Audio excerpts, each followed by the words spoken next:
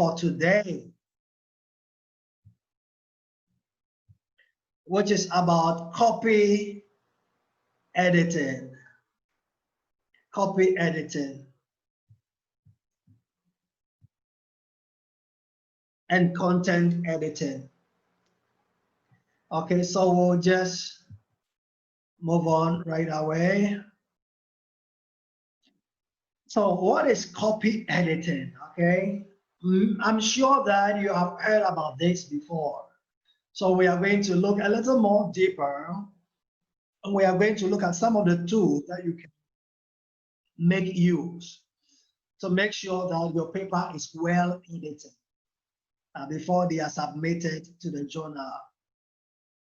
Okay, so copy editing is a process that ensures that the text is correct in terms of spelling, grammar, jargon, punctuation, terminology, semantics, that's to do with the meaning, and formatting. Okay, so the key things you have to note here. In copy editing, you are going to work spelling on grammar, make sure there are no jargons, very little jargon. Talking about punctuation, terminologies, the meaning, and then the formatting. Okay, so these are things that you are going to do when you are copy editing. Okay, so copy editing checks for and correct errors in grammar, spelling, syntax. Okay, syntax has to do with arrangement of words, and then punctuation. So it also checks for continuity errors, which has to do with the flow of thought.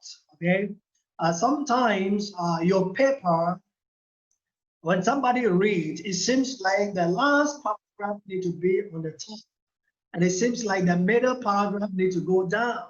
So the flow of thought is not really consistent. So there is a problem of continuity errors.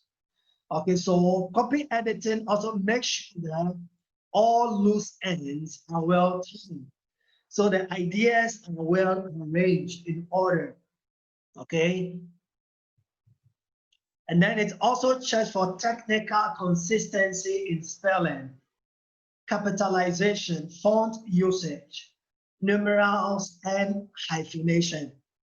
So these are some of the things that you're going to make sure you check in copy editing your research paper. Okay, for example, is it email on page 26 and email on page 143? So sometimes you could make this mistake. Okay, so one email has hyphen, the other has no hyphen. So in the process, you are going to check that. Okay, or do you use British and American English spelling variation? For example, favorite with you and favorite without you. So these are some of the things that you are going to check.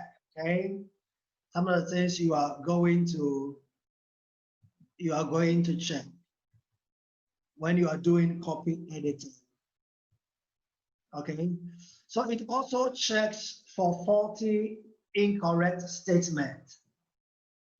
So the author must check if the facts in the manuscripts are accurate. Okay, and if the names and dates used are correct. So in copy editing, you are going to check if the facts are correct. And then whoever name is attached to the fact and the date used, are they correct or incorrect? So you are going to cross-check all these things and make sure that they are properly done. So it also checks for potential legal liability. Okay, so this is where issue of plagiarism come in, because if you don't check that, you can be in trouble, especially if you are working on a paper or let's say a book. Maybe it's not a research paper, but it's a book you are going to market professionally.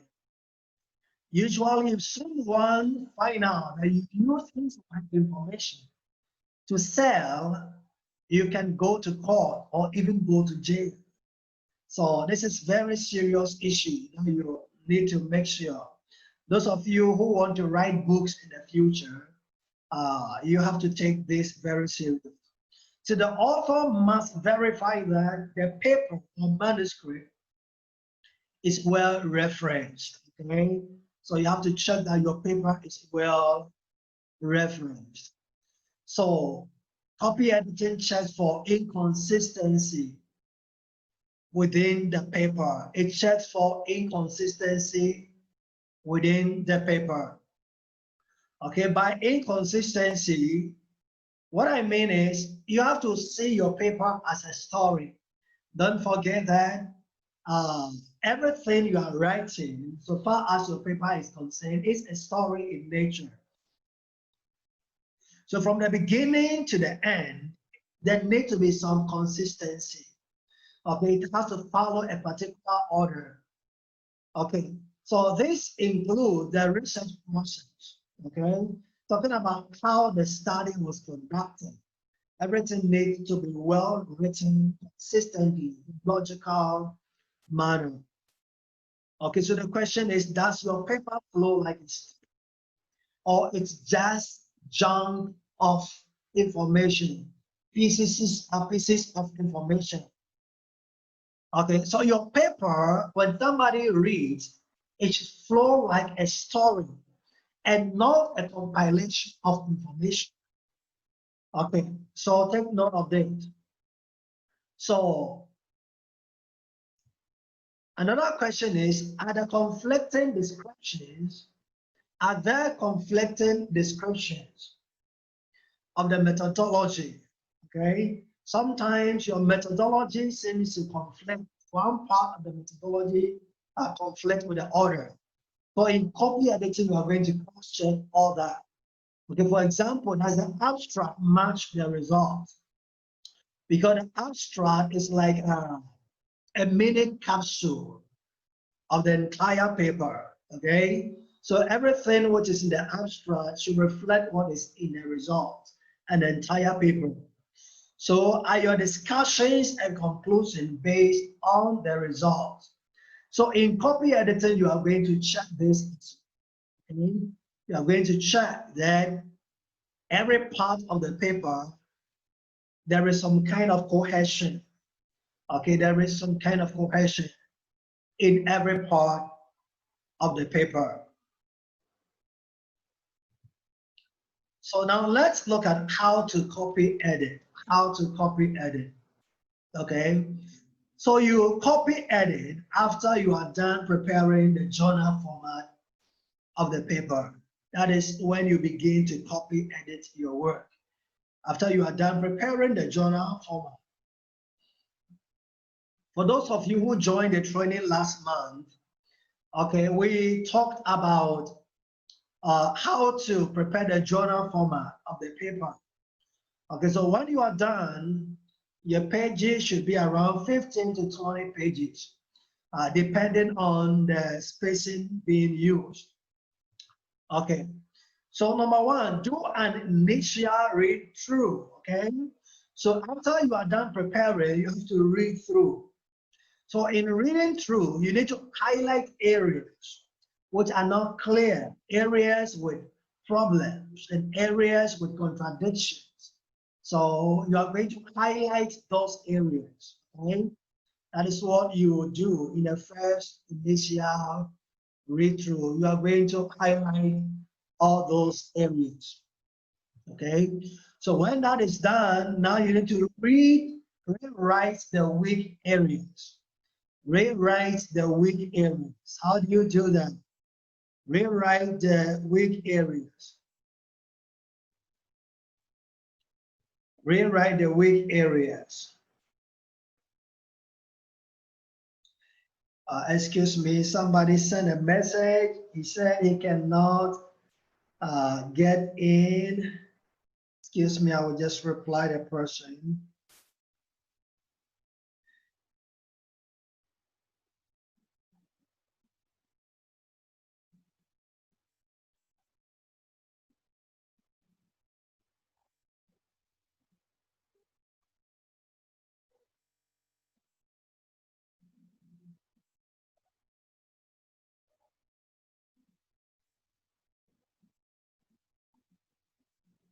Okay, thank you. So you need to highlight the weak areas. Okay, number three, use a software to cross-check. Okay, use a software to cross-check after you are done fixing the weak areas. Okay, so to further make sure that the right thing has been done, you can use a software to cross-check. Because from my personal experience, most of the time, when I write something and I even try to edit all by myself, there are times that I overlook certain things.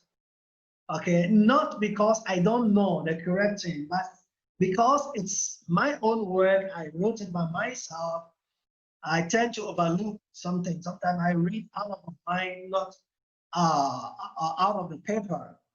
So what I do is I use a software to cross-check and see that the right thing is done. The right thing is done. Okay.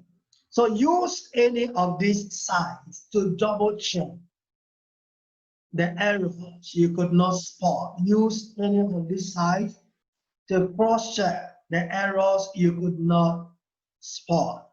Okay, so later on I will take you through, we are going to look at two examples of how you can use software to cross-check errors in your paper. Okay, so number one, you can use paperrater.com, or you can use Scriber, or you can use editmypaper.ca, or you can use Grammarly. There are so many others out there. This is just four of them which you can use to cross-check your paper to see everything is properly done, everything is correctly done. Okay. All right, so let's look at, let's continue then. After that, we are going to,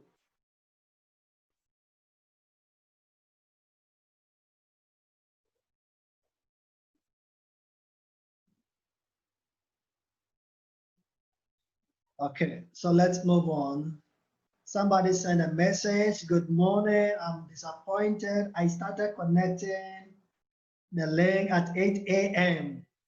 But until now, the webinar starts at 9, not 8 a.m.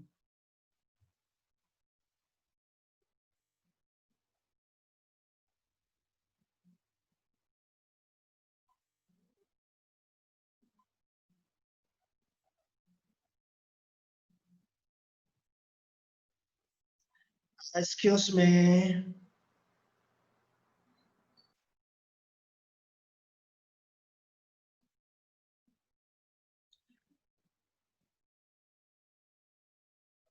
Okay.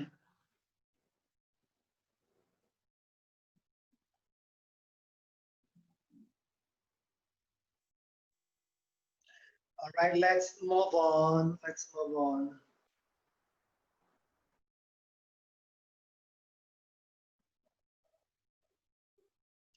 Okay, let's move on. So check for quality before submitting to the journal for publication or in production. So please checking is very important. When you submit a paper for publication, don't be in a hurry, don't be in a rush. Just take your time and check the quality, check everything very well. Okay, so now you have to compare the journal paper with the original manuscript, okay, to see if there is something you left out. Okay, check and see if there is something you left out.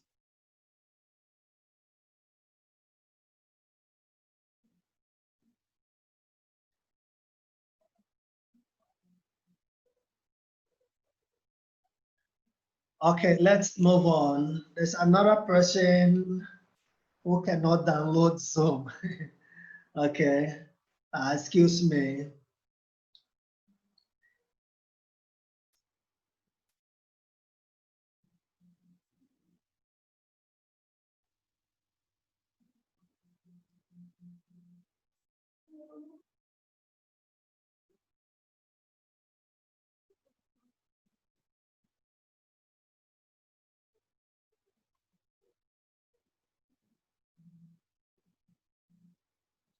Okay, let's move on. Now let's talk about structural editing. I mean, copy editing is very different from structural editing. They are two different things. Okay, so in structural editing, which is also known as substantive editing, okay? So we talk about uh, doing more work than only copy editing. So we say that it is utilized when the document requires more than just copy editing. So usually what happens is that it involves making very great changes to the paper, making great changes to the paper. So you are not just going to edit grammar or punctuation, or it's not going to edit just some few things, but I mean, it involves a whole change of the paper. I mean, you are just changing most of the things in the paper. Okay, so usually uh, you edit the content itself, okay, and the language and style. Okay, for example, I think 2 months ago, uh, there was one paper which was submitted to one of the journals, and I served as editor. When I checked the title of the paper and I checked the content, it seemed like they don't really match. Okay, so in that particular paper, there are two things to be done. Either the whole paper needs a content editing, or they need to change the title.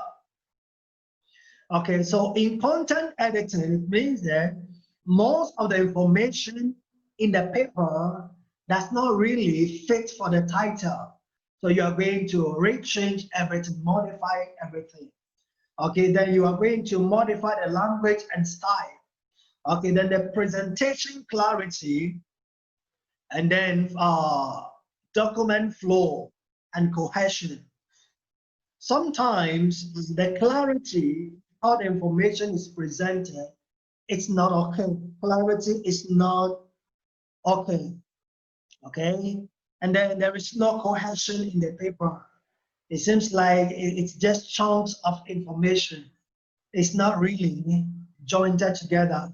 So in this case, you are going to do content, you are going to do structured editing, which involves content editing as well. So consistent use of voice and tone throughout the paper will also be edited when you are doing uh, structure editing. Okay, so you edit the content, the language and style, the presentation clarity, and the flow of information. Okay, consistent of the voice or the tone used in the paper. Okay, so content editing evaluates whether the chapter arrangement is logical. Okay, the length of the paper is appropriate. All right, because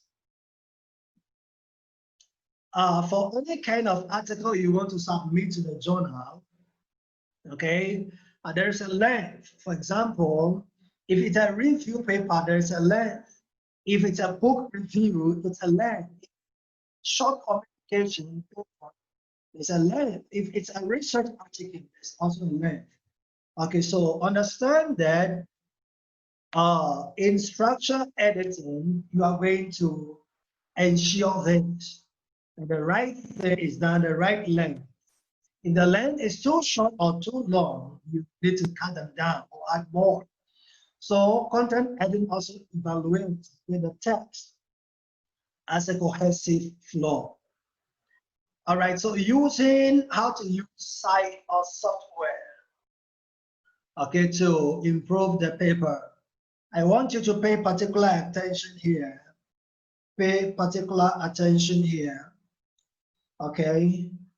because if you master how to use this, things can be a bit easier for you. Things can be a bit easier for you. Okay, all right. So let's see two examples. We are going to look at two examples, see how we can use grammarly.com, and then we'll see how we can use plagiarism.net to check the paper for content editing, for structure editing. Let me say that for structure and content, for structure editing, which content editing is part of that, okay, much of the work cannot be done with software, okay? Usually for copy editing, most of the work will be done with a software. So if your paper has a structure editing problem, then you need to do it all by yourself. Because, for example, if the knowledge in the paper is not adequate, a software cannot add information for you. Okay, so you will need to add the information for you by yourself. You have to add the information by yourself. And then most softwares will help you to do the copy editing. Okay, so now let's see how to use Grammarly free software. Let me say that Grammarly, there is a paid version and there is a free version. Okay, there's a paid version and a free version. Okay, the free version has its own limits, what it could check and what it cannot check. However, for paper publishing, you can always use the free version. You don't have to buy the paid version, except you have the money to do that. If you don't have the money, you can always go with a free version. So number one, you have to create a free account with Grammarly. I'll go through the steps. I will show you how to do it. Okay.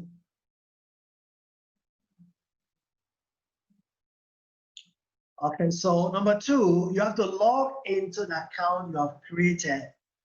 Okay. So after you log in, there are two ways to do this. I'm going to show you. The first option is to paste, copy, and upload your document, okay, into Grammarly. Okay, so the free account usually has got certain number of words per upload. Okay, so let me go to my laptop. Okay, so I logged out from my account into Word document. So what you have to do is, number one, sign into the account you created. So on the left-hand side, click on apps, then click on install for Microsoft Office. Okay, so it will integrate the app into your Word. So if you look at the image I have shown here, okay, so you see here with a red. So if you click this, the apps are going to show up here.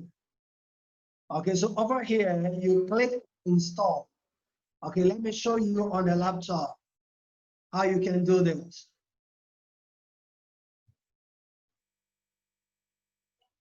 Okay, so what you are going to do is you click on app here.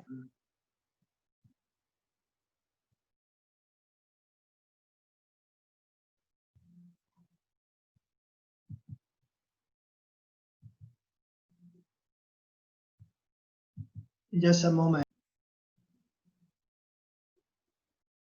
How about now? Is it visible?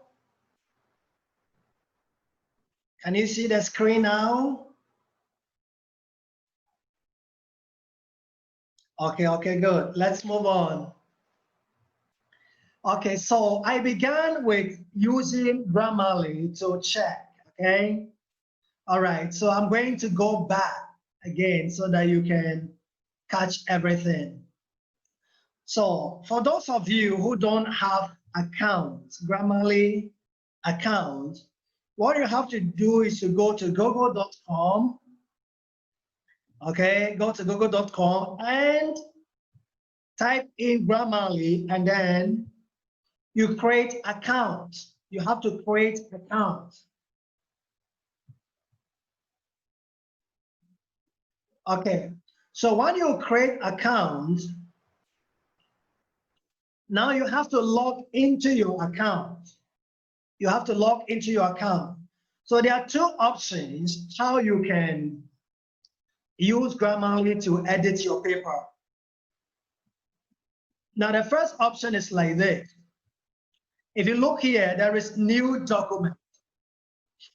There is new document. So if you click here, it is going to open up this. Okay, so what you have to do is to copy and paste your work here. If you copy paste, it's going to analyze and tell you the problem with the paper. Okay, so this is the option. So I will just click the option. Okay, there's another issue.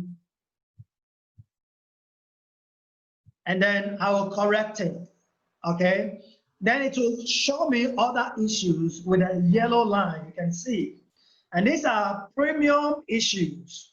Okay, so if you have the premium version of Grammarly, you can use this to correct.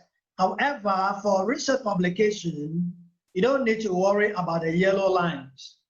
Okay, if the red lines are corrected, then that's enough. So you can copy paste, or the next thing you can do is, if I click here on upload,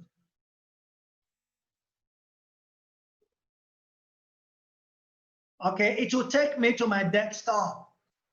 So what I'm going to do is I'm going to upload the document I want to edit. Okay, so when I upload the document, it will show up in Grammarly. Okay, it will show up in Grammarly. Okay, but usually the free version has a minimum. Okay, so if your document is very, very big, okay, you will need to upload them bit by bit. So you upload the introduction first, after that you upload the other part. So I uploaded my whole document here. Okay, so if you check here, if I scroll, you see a lot of red lines and yellow lines. Okay, so if I want to correct them, I'm going to click on the red line. The option will be given, then I click on the option Grammarly is providing. Okay, so in that case, it's corrected already. So when everything is done, I will just select all and then copy paste in my work, or I can simply download from Grammarly and then save it. So this is one way to use Grammarly to edit your paper. This is the free version. Okay, this is the free version. Another option, which is more convenient, is to integrate the app, the Grammarly app, into your into Word document. So you have to integrate Grammarly app into Word document. So if you check here, you see up here, you click on the app. Okay, so if I click on the app, this is going to show.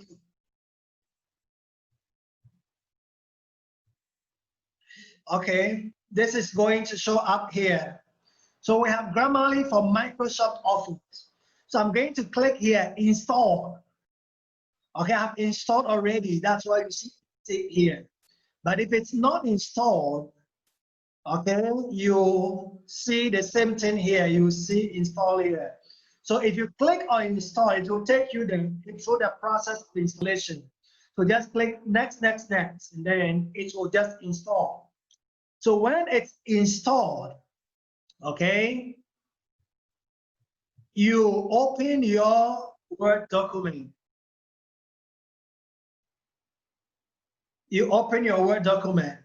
And then when you open your Word document, you are going to see this. Okay, up here, you will see something like this.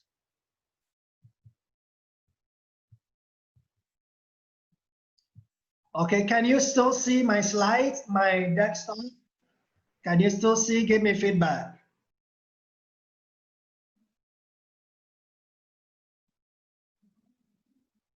Can you still see my desktop?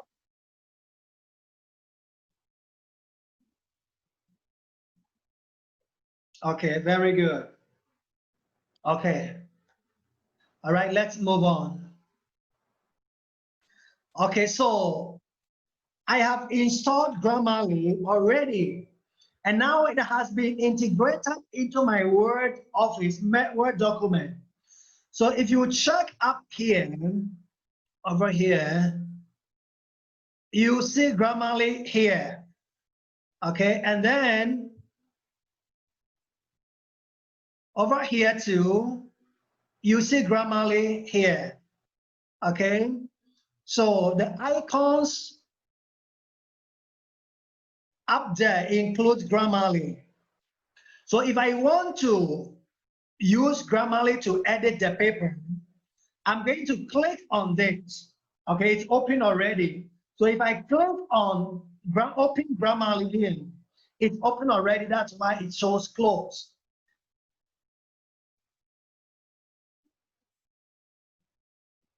We don't see. Okay, Rick, we cannot see.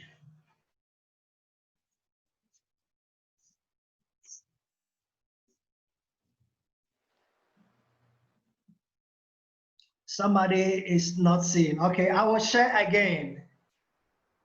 Say my screen only. Okay, I will share again. I will share the screen again so that you can see.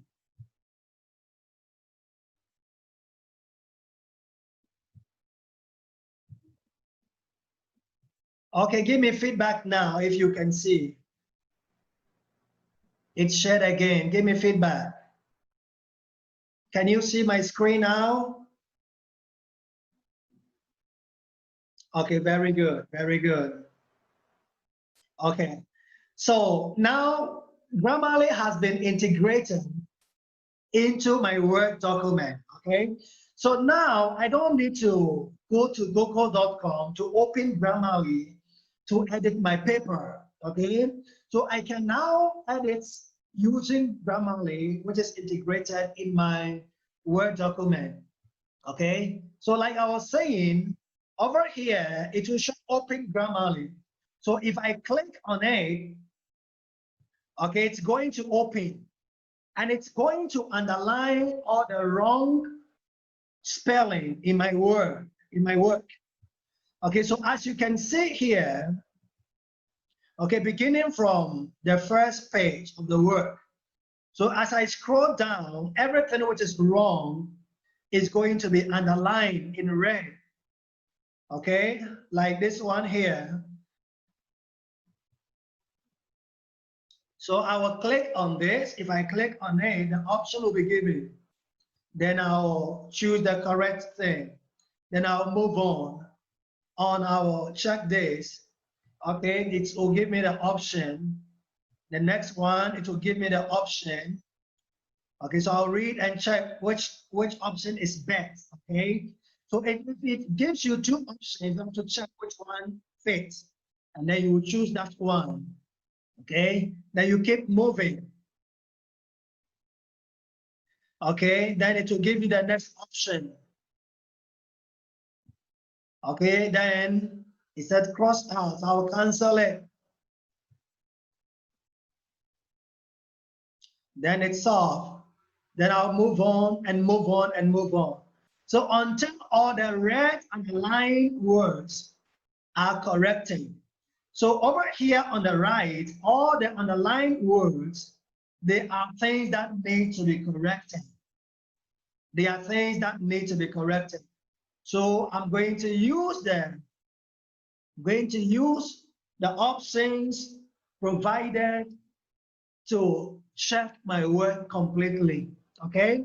So after Grammarly is done checking, Now I need to read by myself. I need to read by myself and check that everything is okay. Because remember, a software is a software. And then softwares are like robots, okay? Can make mistakes. That's why even in the factory, after the robots are just finished doing everything, a human being need to check again. You understand? So after you are done using grammar, just read through if there is anything which was not done well.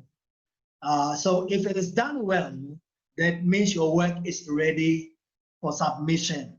So that is how you can use Grammarly to check your work before submitting to the journal.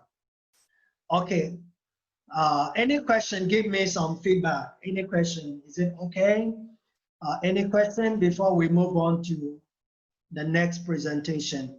If you have any question, please type in the Q&A.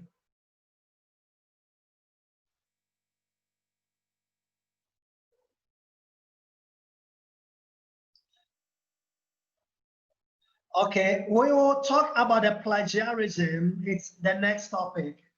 We will check the plagiarism. That will be the next topic.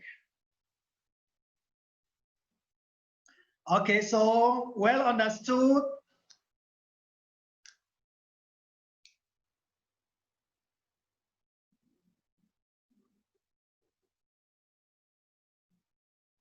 Okay, very good, very good.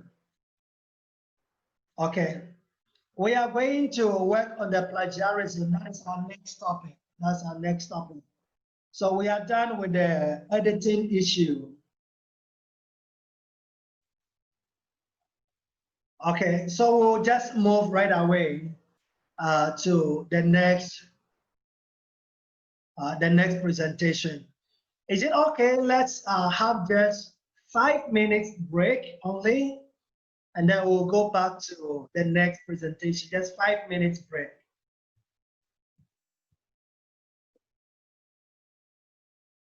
How to avoid plagiarism.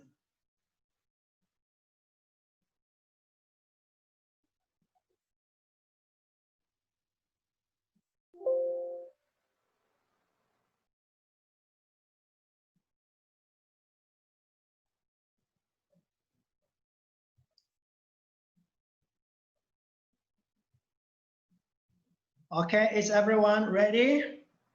Give me a go sign. Let's continue. Give me a go sign.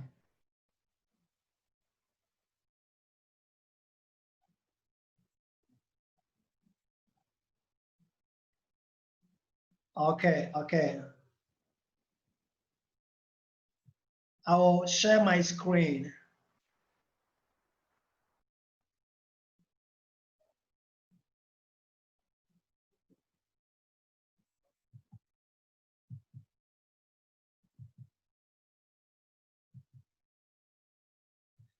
Okay, so we're talking about how you can avoid plagiarism. This is very important, very important, because plagiarism can take you to jail. Okay, especially if you are publishing a book and then you use somebody's information without properly acknowledging, the person can sue you and you go to jail.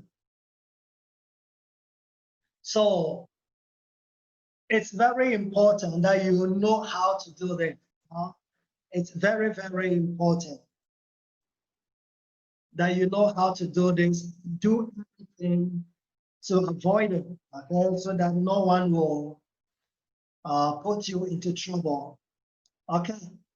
So what is plagiarism according to the dictionary? Okay. So plagiarism according to Merriam-Webster means, number one, to steal or to pass off the ideas or words of another as your own, okay? So it's some kind of stealing. Number two, to use another person's production without crediting the source, without using, without accrediting the source, using somebody's information, without telling, okay? So it's very important. Okay, so let's go. Number three,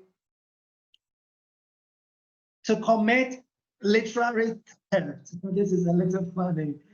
All right, so to commit theft, okay? So it's stealing, like I mentioned before.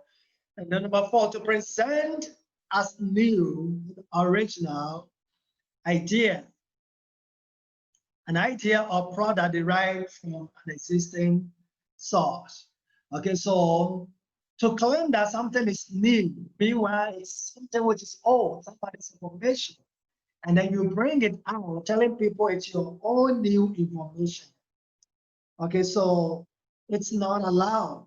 It's not allowed. Okay, so just take note of this. So what we are saying here is that, in other words, plagiarism is an act of fraud. Okay, it's an act of fraud. Okay, so if you plagiarize, it means you're frauding somebody. So it involves both stealing someone else's work and lying about it afterward. Okay, so take note of this and then make sure that as much as you can, you try not to get involved in this, because it could take you into a serious trouble. So what is considered plagiarism? Number one, turning in someone's work as your own.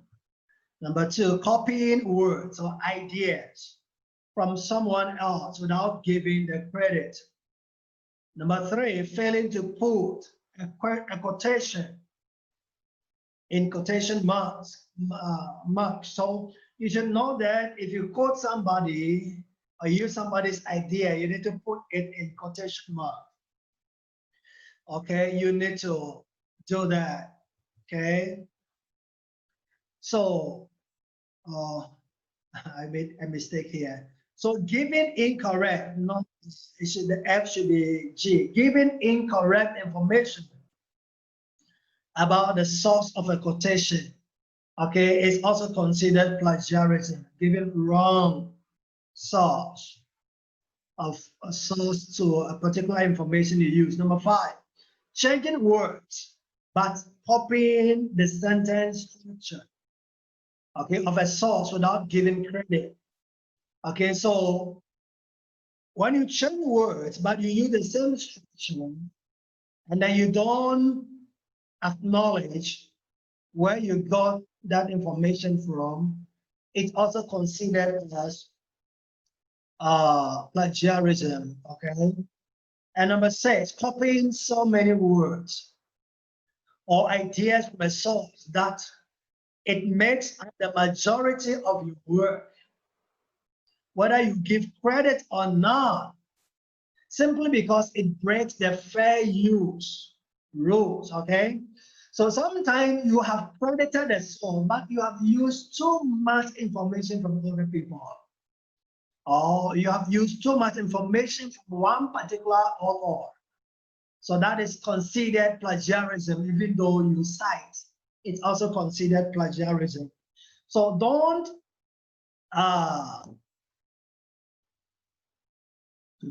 use information or too much information from one particular author. Yeah, so take note of this and then make sure you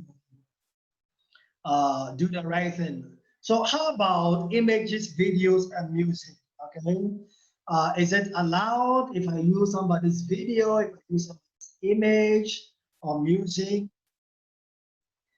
Is it allowed? Is it allowed? Yeah, it's allowed. However, you should always acknowledge the source. You should always acknowledge the source. Okay, so using an image, video, or piece of music in the work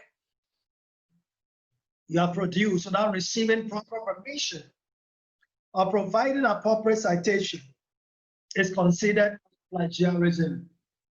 So maybe you made a video, you use somebody's background sound. Okay, you should always acknowledge.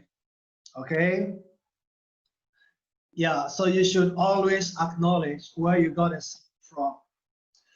Okay, so these are also considered plagiarism. Okay, they are considered plagiarism. Okay, as well. They are considered plagiarism as well. So copying media, especially images, from other websites to paste them into your own papers or websites without acknowledging the source, okay, is also considered plagiarism. Okay, making a video using footage from others' video or using copyrighted music as part of a soundtrack is also considered as plagiarism. Okay, performing another person's copyright music. Number 4, composing a piece of music that borrows heavily from other composition. So now let's go to how to check plagiarism. How to check plagiarism. Okay. So number 1, keep track of your sources. Keep track of your sources. Keep track of them. Okay. So while you are doing research and taking note for your paper, make sure you record the source for each information you use. Okay. So maybe you are getting from there, you are getting information from there. Every place you get information from, you have to copy the source. Okay. So one way that students commit plagiarism is by simply forgetting where an idea came from and unintentionally presenting as their own. Okay, I have been a victim of this many times. Sometimes it's not like you don't want to cite the place you got information from, but you forgot to quote the citation, or you forgot to copy the information you're using. Okay, so that makes the problem. That creates the problem. So please take note of this. Okay? Let's move on. Number 3, the next one. You can easily avoid this pitfall by keeping your notes organized and compiling a list of citations as you go. Okay, so don't finish the paper before you start looking for references. No, don't do it that way. So compile your references as you go along. Compile your references as you go along. Okay? As you go along, compile your references. Okay? So take note of this. You need to keep compiling and compiling. Okay. Keep track of every source you consult. Okay, that includes not only books and journal articles, but also things like website, magazines, videos. So you have to keep track of all those sources. Okay, so this is one of the ways I use, okay, to keep track of all the sources that I use. Okay. So keep track of all your sources with OneNote. Okay, so keep no, open, that's a mistake. Open OneNote, copy paste all your sources. Okay, and then you color code all known and unknown references. Color code, all known and unknown references. So I will go to my laptop. I will show you how to do this, okay? How to color code and then how to use OneNote to save all your references and so on and so forth. Okay, so I will go back to my desktop. Go back to my desktop. Okay.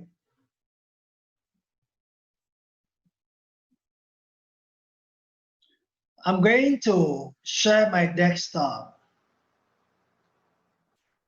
Just a moment.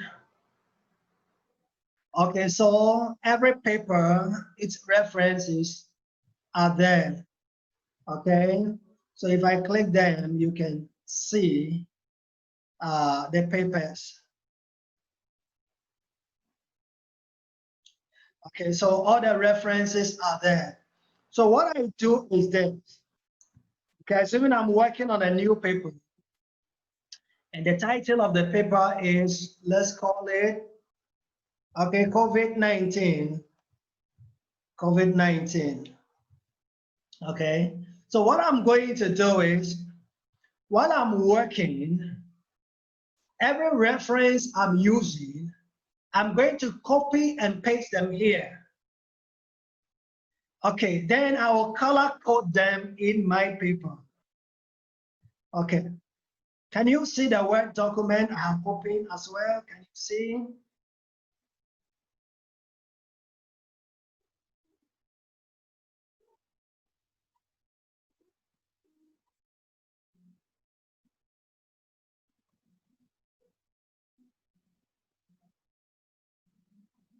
Okay, so let's assume that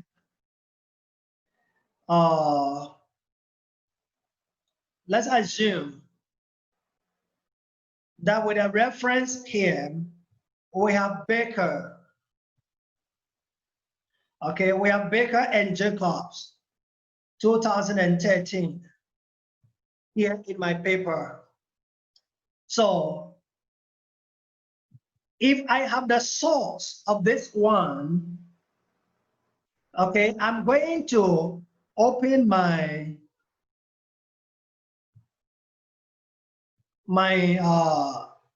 OneNote, and I'm going to copy it here in the OneNote. Because at the end of the day, everything in my OneNote is going to be my reference list. It's going to be my reference list. So if I was able to find Baker and Jacobs, then what I'm going to do is I'm going to make this green. Okay, green means that, excuse me. Green means that the source of this paper is already in OneNote. Okay, let's assume that I use this, but I could not find the source. I need to look for it later. Okay, I'm going to color code this. I'll make this red. Red means that it is not in my reference list yet. So every information I get, if it's from the website, I'll just copy them there, put in a OneNote. If it's from a journal, I'll copy everything. And then I'll indicate green for every source that is in my OneNote. So after I'm done, we'll know that this information have the sources already. And this information, I don't have the source yet. So if it is, I don't have the source, it means that it is in red. So I will go to Google and I'll look for the source of this particular reference I use so that I can bring it to my OneNote. So after I get the source, then I'm going to change the red to green. So if there are sources that I cannot find, Okay, maybe I use the reference, but I cannot find the source. What am I going to do? I'm going to delete this. And sometimes I will delete the whole information there because I cannot find the source. Okay. However, if I find another author who says almost the same thing, that will mean that I will not delete this. Okay, I will leave this one and then I will delete this one and put the new author there because the two authors are just saying the same thing, almost the same thing. So you need to keep track of your references at the same time. The source you are using, you have to keep track of them. They are more complicated software, which is what is called a reference manager and Mendeley, and then some other ones which are used, which I'm not going to cover those things here, but I'm going to show you how you can do this simply to make it easier for you. Okay, so this is how you can use OneNote to color code as you go along with your paper. Okay, and then another way you can do this, let's go back to our PowerPoint. Okay, is to use Google Scholar. Okay, this is also very, very amazing when it comes to checking,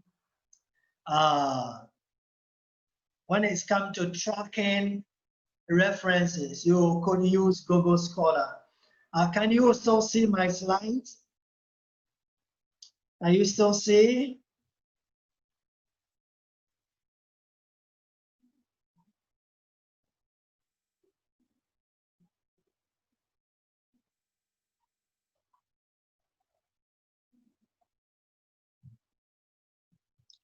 Give me feedback. Can you still see my slides?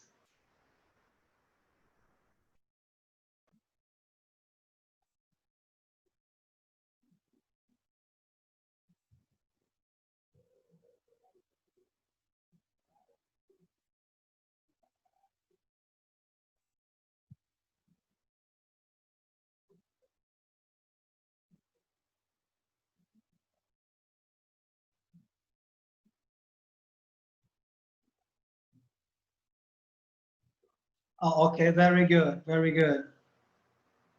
Okay, so I will share my screen again. I will share my screen again.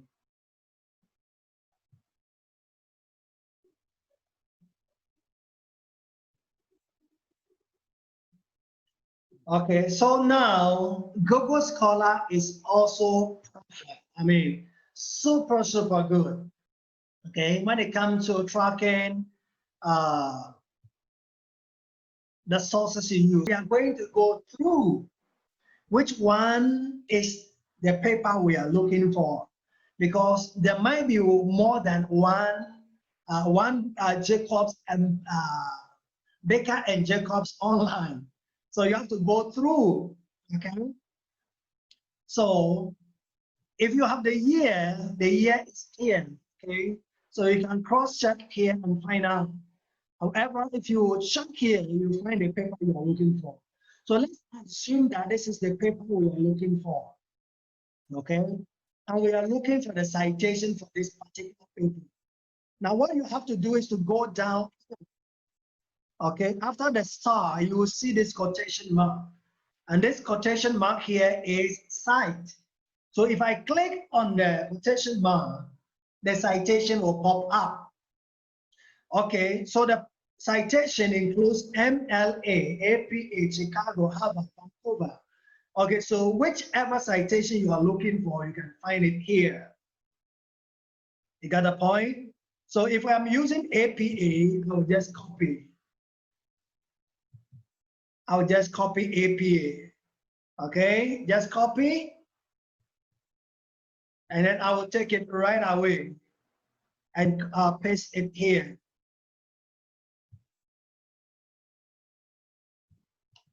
Okay, so it's pasted. Okay, so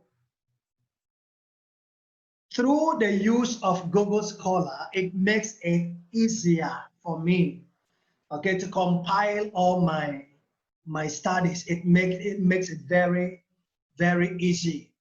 Okay, now let's try another example. Let's try another example.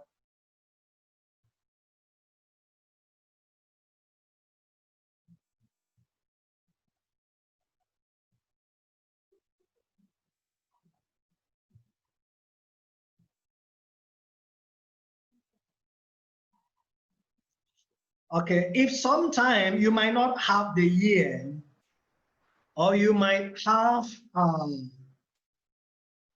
just the title of the paper, you can copy it and paste as well. Or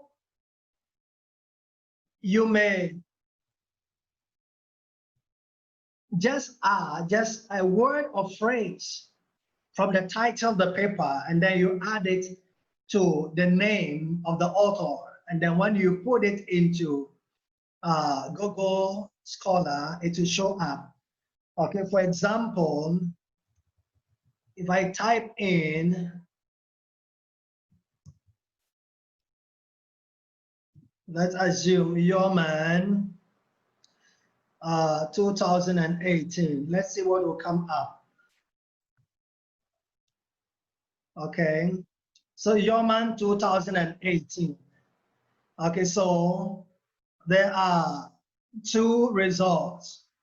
So if I want to quote something here, okay, if I click on quote, okay, so the reference is the citation is given. Okay, so I can just copy and then take it to my OneNote and keep compiling the list. So please take very good note of this, that every source you use, you can use Google Scholar, combine it in OneNote to keep track of everything you're looking for. That is a simple way. Maybe you don't want to complicate your life with softwares and so on and so forth. I mean, it's a simple way you can do it, and it's not very burdensome. It doesn't strain your brain, so you can just use it. It's very, very simple as that. Okay, so let's go back to our PowerPoint. Let's go back to our PowerPoint. So we have used Google Scholar. Okay, now let's move on.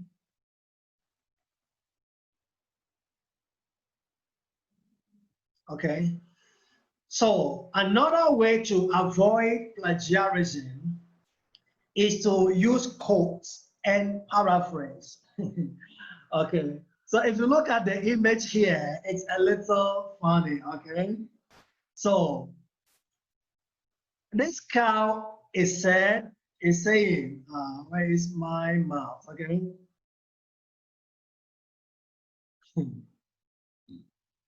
This cat is saying, this cow, I just said that.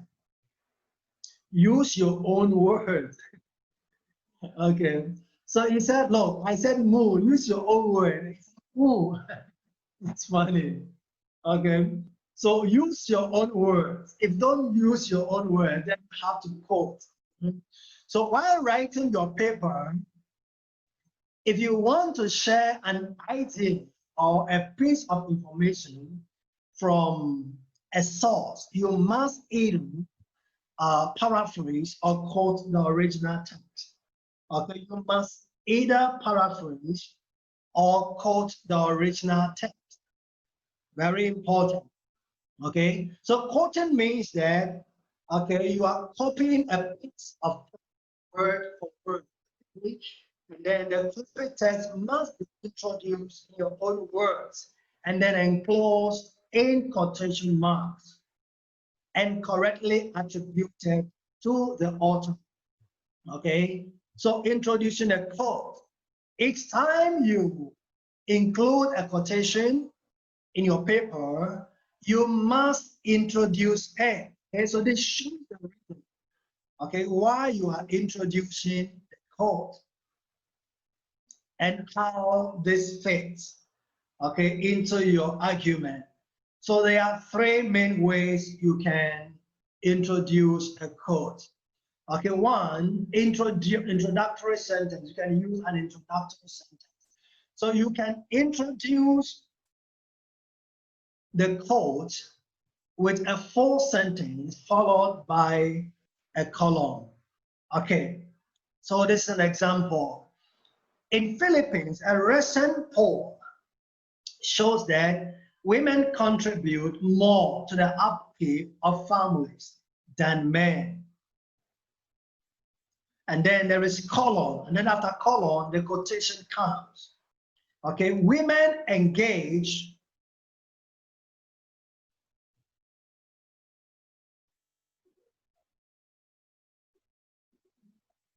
women engage are the breadwinners. I don't know, there's a mistake here. Okay, should be women are the breadwinners. No engage. Okay, okay, let's take it again. Okay, women are the breadwinners of Philippines. Breadwinners of families in the Philippines. Okay, so that is our original quotation. So I began by saying in the Philippines, a rescue poll shows. That is an introductory sentence. That is an introductory sentence.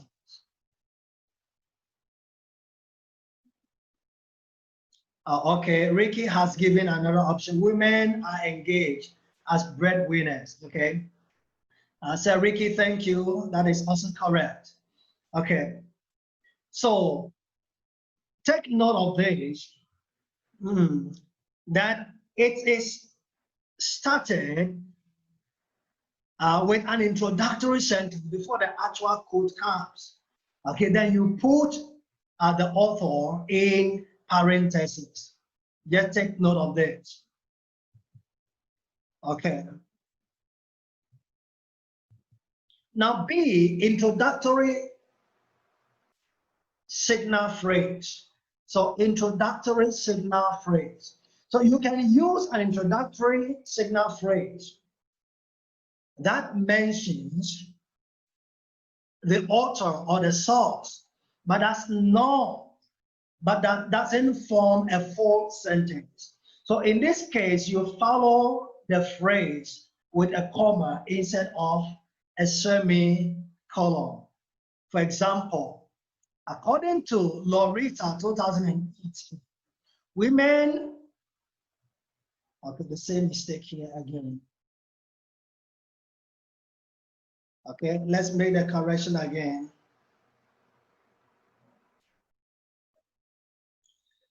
Okay, so women engage as the breadwinners, or women are the breadwinners. Okay, so according to Loretta, women engage as the breadwinners of families in the Philippines. Okay, so now there's no semicolon, there's only a comma, and then the actual quote comes. So remember, every time you use according to, you need to bring the quotation mark, which is very important. So the introductory phrase can also use dialogue verbs such as argues, claims, or explain. In this example, Loretta states, then the quotation marks. Okay, women are the breadwinners of families in the Philippines. Okay, now the next is integrated into your sentence. So the quotation could be integrated into the sentence itself. Okay, so if you want to quote a phrase that doesn't form a full sentence, you can embed it into, okay, into a sentence of your own. For example, a recent poll suggests that women are the breadwinners of families in the Philippines. Okay, so it is embedded into the sentence itself. Okay, now let's look at citing a quote. Okay, so a quote in a quote. Yeah. So all direct quotes and paraphrase ideas must include a citation of the original source. So the way you cite a source depends on the citation style. So you should also know this. So many citation styles use in-text citation, use in-text citation in parentheses, okay, directly after the quote, while others require you use footnotes. Okay, so the differences can be subtle. So make sure you know the rules of the style you are using to be consistent. So what we are saying here is APAMLA, Vancouver, or whatever you're using, okay, the quotation marks different. Okay, so you should always check, cross-check with the referencing style you are using. Very important. So when you quote, so in academic papers and essays, you should avoid relying too heavily on quotes. Don't use too many quotes. Okay. So when you want to refer to information or ideas from a source, okay, it's often best to paraphrase, which means that, okay, you are putting the sentence or the quote in your own words. Okay, so use more paraphrase more than quotes. Okay, that is one way to avoid plagiarism. So this shows that you fully understand the text, okay? And then it ensures that your voice is dominant. Your voice is dominant. And then it shows that you really understand what you are doing, okay? So when focusing on language, okay, if you want to comment on how the author uses language, for example, in papers about literature, linguistic communication, media, it is necessary to quote so that the reader can see the exact passage you are referring to. Sometimes you are giving a commentary about a particular quote that somebody gave. Okay, so you cannot give the commentary without giving the quote.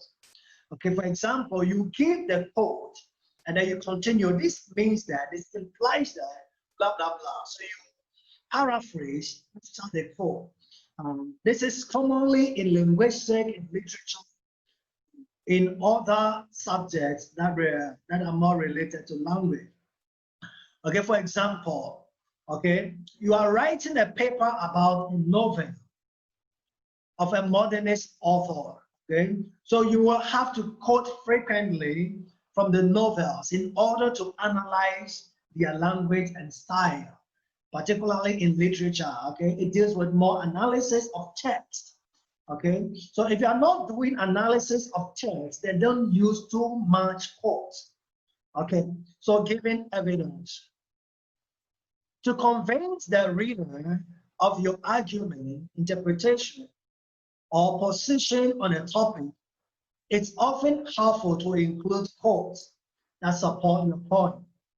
Okay, so if you are trying to give an evidence, okay, if you are trying to give an evidence, then you really need to quote first before you add your own inference, own interpretation of the text. So quote from primary sources, for example, an interview transcript or historical document are especially credible as evidence. So take note of this as well. Okay, for example, you are working on a paper about the causes of a historical event, and you have studied documents and letters written at a time. So what you can do is you can quote from these sources as evidence to support your argument. Okay, so you can quote to support your argument because you're analyzing historical facts. And without particular quotes from the fact, from the document, and then there's nothing to analyze. Okay. All right, so let's move on. When presenting an author's position or definition, Okay. So when you are referring to secondary sources as such as scholarly books and journal articles, okay, the occasional concise quote can be used to present the author's theories, arguments, or ideas. Okay, and you can quote to show that your point is supported by an authority, okay, on the topic, or to critique a position that you disagree with. So here what we are saying is that, let's assume that uh, in your study you came up with something. Okay, so to validate what you have found in your own study, you need to quote, okay, what other authors have already found. Okay, that will be a back or a support for your own evidence, or to validate your own finding as well. So try to put others' ideas in your own words as possible. Okay, but if a person does a great job at expressing, explaining, or defining something, it would be, very difficult to paraphrase without changing the meaning or losing the impact. The impact. Okay, it could be worth quoting directly. Okay, it is good to paraphrase. However, if something is well explained, then better just quote it. Okay, yeah, because it's good to put it in the best expression as much as possible. Okay, so let's look at this example. Your interpretation of survey data is supported by a well-known theory topic. Okay, so you find a sentence that sums up the theory. So what do you do? So you have to quote the author elaborating, okay, on your understanding of the theory. Okay, so in your own survey or your own study, there's a particular theory that supports it. You cannot paraphrase the theory. Just quote the theory, okay, before you elaborate it. Just quote it as it is. Very important, okay, because that's how it's been done. So how many quotes should you use? That is a question. I need to quote to reduce plagiarism. So how many, okay? The amount of code you could include, okay, in your subject, in your study usually differ from subject or from field. For example, in social sciences, in physical sciences, in humanities, and so on and so forth, it's different, okay? So what we are saying here, in scientific subject, the information itself is more important, okay, than it was expressed. So quotes should generally be kept to a minimum. So let's assume that your paper is in biology or in chemistry or in agriculture or whatever. So in scientific subject, usually the result itself is more important than any other thing that the paper has to do with. So you have to keep quotations to a minimum. However, in arts and humanities, okay, quotes are often essential. Then that makes up a good paper. It makes up a good paper. Okay, so what we are saying here is that the amount of quotes you use depends partly on whether you are doing a qualitative study or a quantitative study. So if you are editing, if you are dealing mainly with numbers and statistics, okay, then you shouldn't include many quotes. Okay, however, if you are dealing with words, okay, then you have to include many quotes. Okay, many quotes. However, what we are saying here is that as a general rule, your quotes should not exceed 10% of your paper. the quote you use should not exceed 10% of your paper. So now number 3, citing the original source. So every time you quote or paraphrase, you must include in-text citation, okay, that identifies the author, the original author. So each in-text citation must correspond to full reference in the reference list or bibliography at the end of your paper. This deals exactly where the information came from, okay, allowing your readers to locate the source of the information, okay. Now let's go to how to use a plagiarism checker. So you have used a quote, I will later talk more about paraphrasing. Okay, so use a plagiarism checker. Okay, this is one way, okay? So the plagiarism checker scans your document, compares it with the huge data, okay, of publications on the internet, and then it's going to highlight the level of similarity that is between your paper and other papers online. Okay, so you can use a plagiarism checker yourself before submitting your paper. Okay, so this allows you to identify where you've forgotten, okay, to include a citation or quotation mark, okay, or area that you need to paraphrase. It will all pop up. So then you can find step by step and fix all the plagiarism issues in your paper. Okay, again, we'll go back to plagiarism. I'll show you some softwares that you can use. Okay, a long quotation. So direct long quotation, okay, longer than 40 words should be a freestanding block typewritten lines. Okay. All right. So if you are using a quotation which is more than 40 words, then you should make it a block, okay, with typewritten fonts, okay, that will stand out different from all the other text. So start a quotation on a new line, indented 5 spaces from the margin. This is when you are using long quotation. So type the entire quotation on a new margin and indent the first line of any subsequent paragraph within the quotation 5 spaces from the margin. Maintain double spacing throughout when you use long quotation. Okay, and then the parenthetical citation should come after the closing punctuation mark.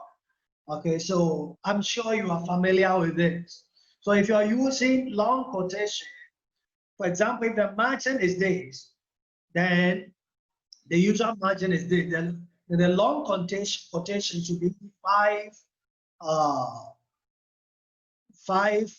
about five blocks. I mean, 5 blocks inside. So your long quotation will be that usual margin. So that's what we are saying. Okay. So some tools that you can use. I want you to take very good note of it. Some tools you can use. Some are free, some are not.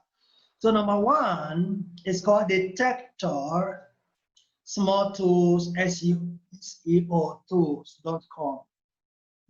Okay, so this is a free software you can use.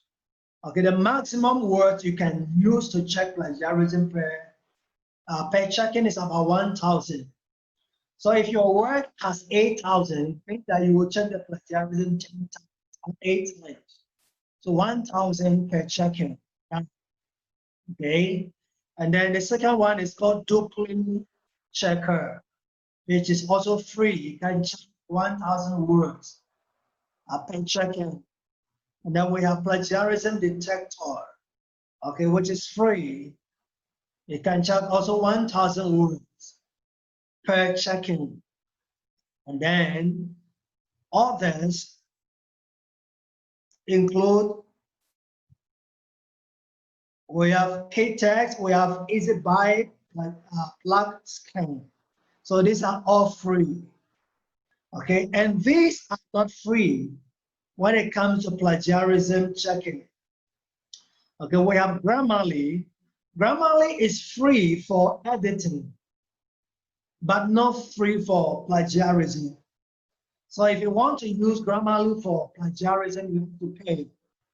Okay, then we have Plagra, which is also not free.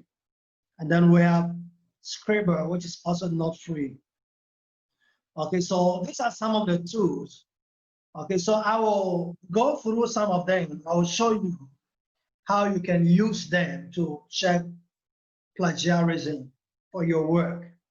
Okay, so the test we are going to, the example we are going to use plagiarism detector, okay, to check plagiarism in this particular work.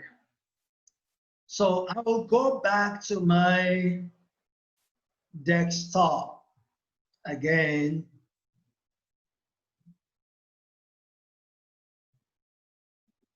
Okay, I'll go to my desktop and I'm going to share my screen with you.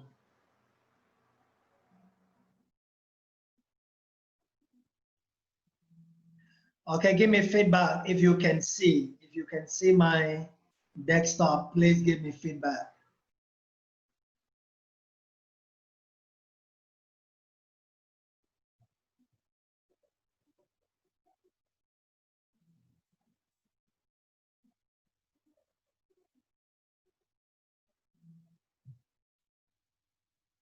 Okay, very good.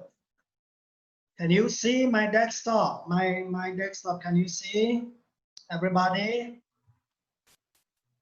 Okay, very good. Okay, so over here, I'm using plagiarism detector.net. Plagiarism detector.net. Okay, so I'm going to begin right from scratch so that you can take note of this. So what you have to do is you need to go to google.com.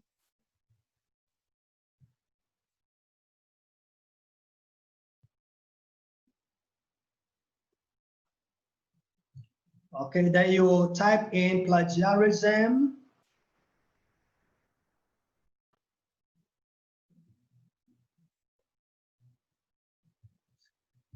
detector.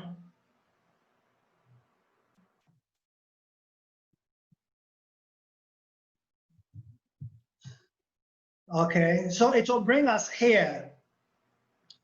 And then you can create an account, or even if you don't have an account, you can still use it, okay? You can still use it, whether with account or not account. So I'm going to click here. So when I click, it will bring me here. Okay, let me say that if you create an account, it will send an email to your email, and you need to confirm in your email first. Then after that, you have to log in. Okay, when you log in, then you can begin using it. Okay, so now we are going to check plagiarism. Okay, so I'm going to copy from this particular work here.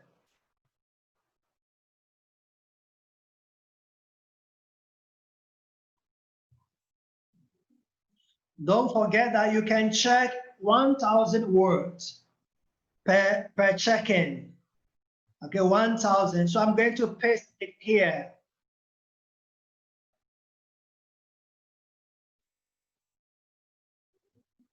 Okay. So when I paste it,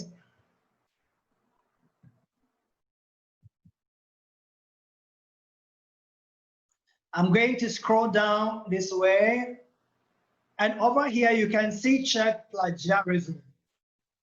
And you can see check grammar. Okay, now we want to check plagiarism. So we'll click on check plagiarism. It will take about 30 seconds to 1 minute.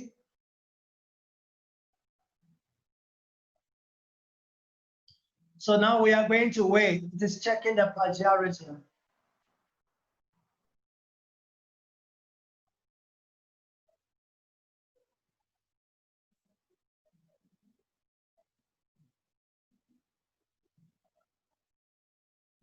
Okay, so we are still waiting. 50% done. Okay, now look here. So up here, it shows you this word is 58% plagiarized. So all the plagiarized areas are indicated in red. Okay? They are indicated in red. Okay. So now I can go back to my Word. Okay, first, let me see. I want to download report. Download report.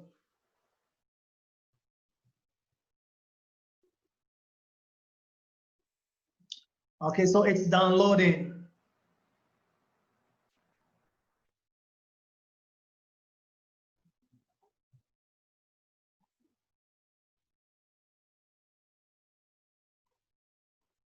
Okay, I'm sure it's downloaded. So let me go to my downloads. Okay, it's downloading.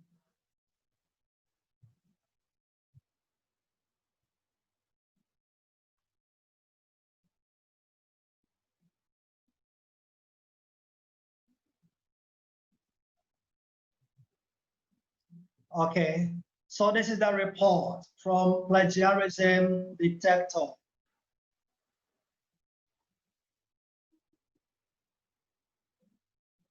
Okay, so while it's open, I'll go to my Word document. Okay, it's open now.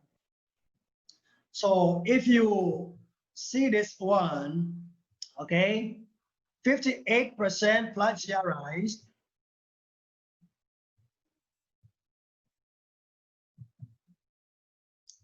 42% unique, okay? So I need to go down here. So all the red areas are plagiarized. So what I'm going to do is I will check here, then I'll go to my paper.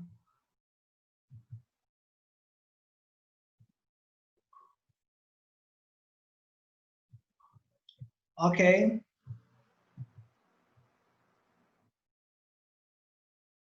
So this area from here to here, it's plagiarized.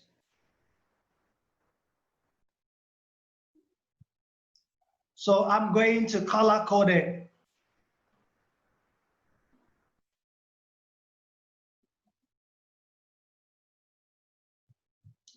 So I'll turn it into red. Okay, then I'll go back again. Okay, and then this area. So I will take note of all the areas in my paper which are plagiarized. I will change the font color to red. Now what I need to do is I will paraphrase these ones. Don't forget, without you paraphrase, you use quotes, you synthesize. Okay, paraphrase, use quote, synthesize. Okay. So this begins like being employed means being committed to participation in an activity, fellowship with others.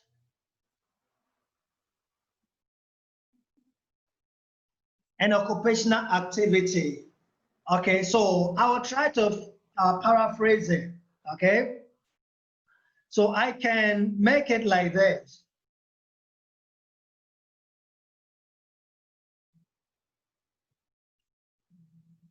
Okay, I can make it like this. To be committed to participation in an activity. Okay, let me just do it so that you know how to do this. Okay, I'll make it bigger. Can you still see my screen?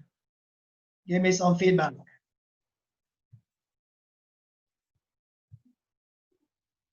Can you still see? No, sir? Okay, okay, I will stop sharing. I'll go back again.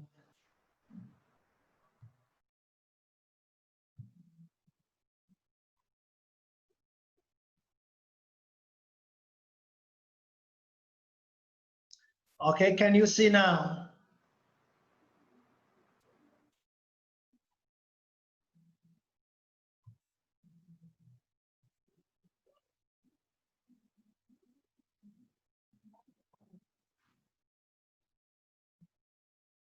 Okay, very good, very good. Okay, so what I was saying here is that the plagiarism report, okay, gave me this. The plagiarism report gave me this. Okay, so I have 58% plagiarism in this work. Okay, so based on this report, okay, all the red areas in this paper are plagiarized. Okay, so I'm going to highlight in my own paper the areas that are plagiarized. I will make them red. Okay, I will make them red.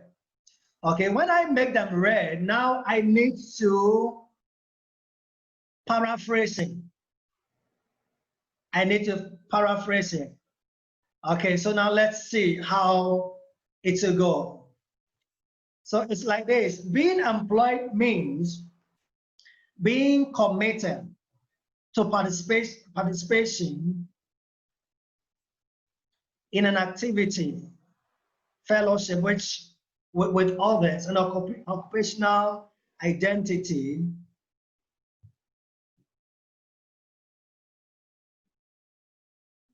Okay, so let's see how I will paraphrase this one. So I can make it like this.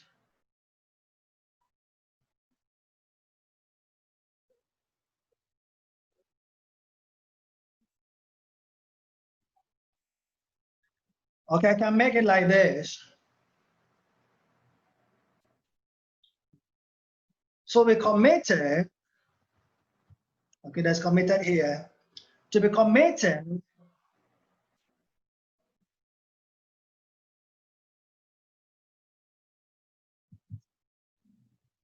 to an activity, to be committed to an activity, a fellowship with others,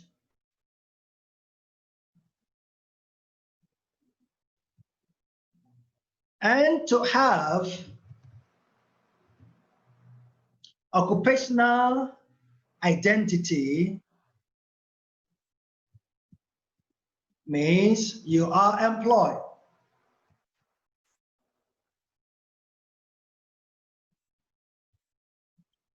Okay.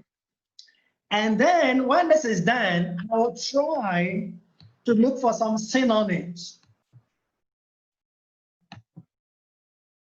Okay, so when I right click here, I go to synonyms, it will give me some options. Okay, so instead of committed, I can use dedicated. Okay, let me see fellowship if I can have a synonym.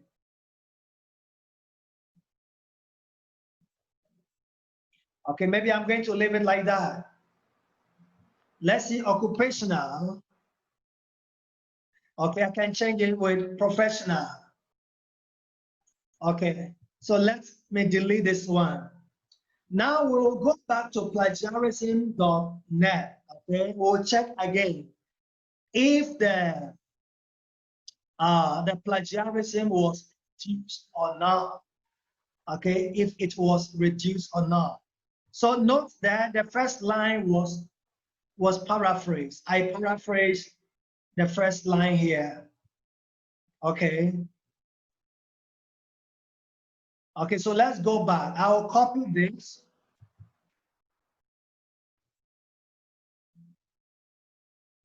Okay, and I will take it back to plagiarism.net.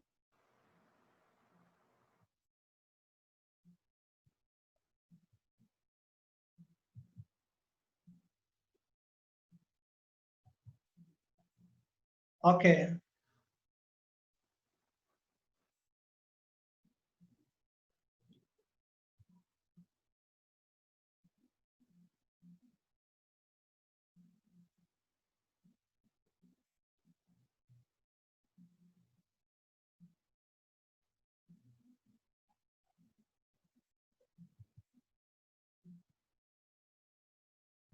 Okay, so I'm going to paste it here, and I'm going to click on check again. Can you still see my screen? Can you still see? Oh, okay, okay.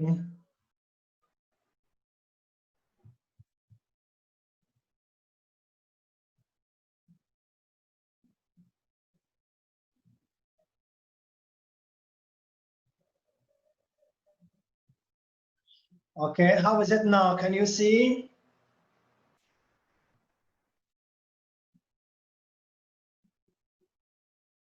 Okay, very good.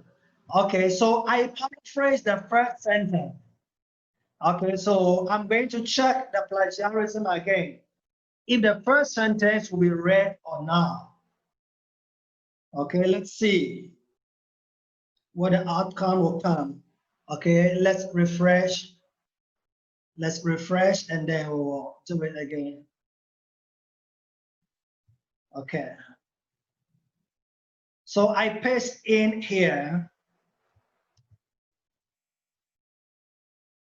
And then I'm going to scroll down. It's still loading, so we need to wait for some seconds. Okay, then we click on check plagiarism.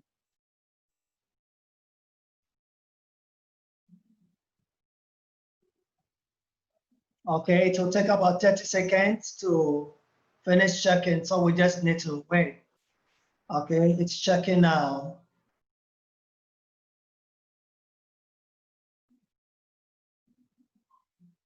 Okay, now you will see that the first line I paraphrased is not read anymore. Can you see that? Give me yes if you can see. The first line I paraphrase is no more read. Can you see that? Okay.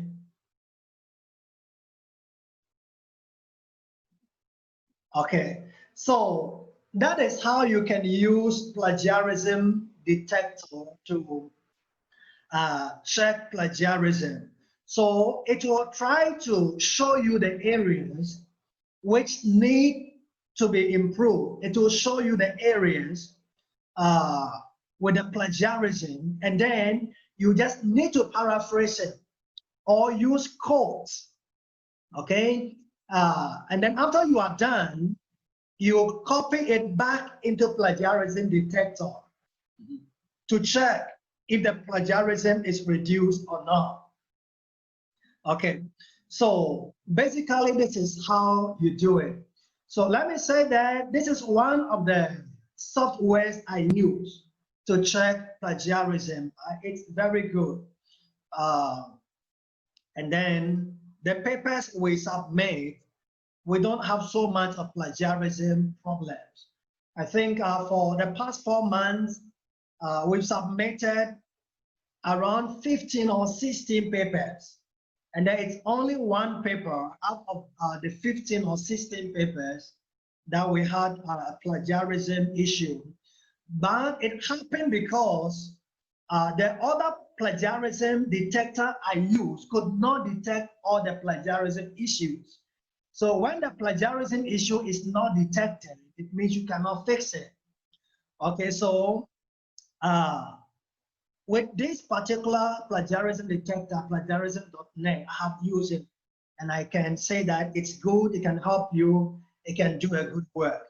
Okay, so you can use that, and then it will help you to fix all the plagiarism issues.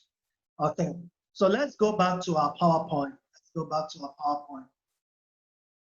So that is for plagiarism detector.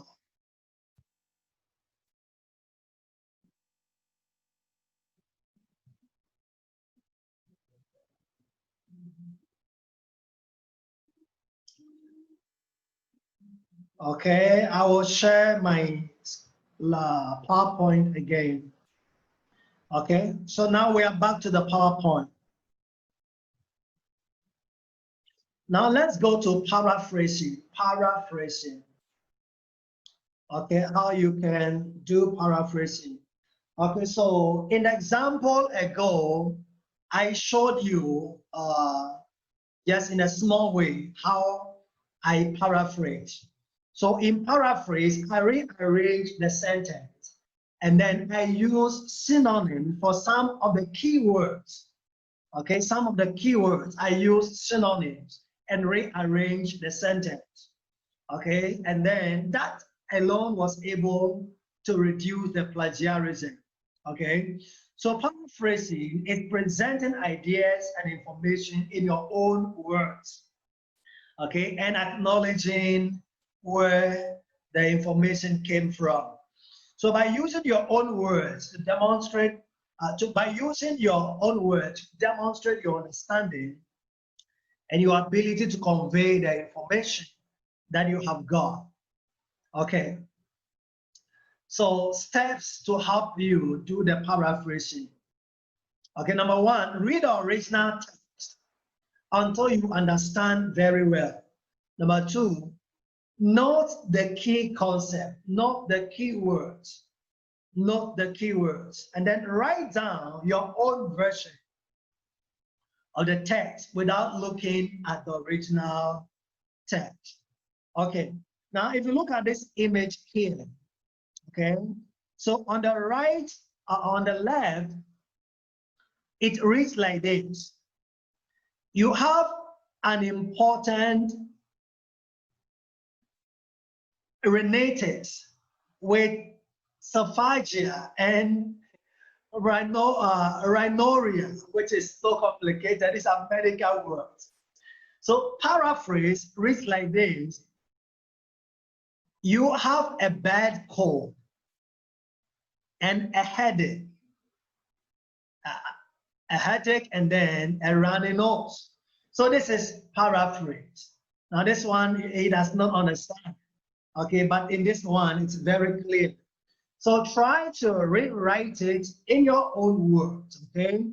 Or try to change some of the keywords like that.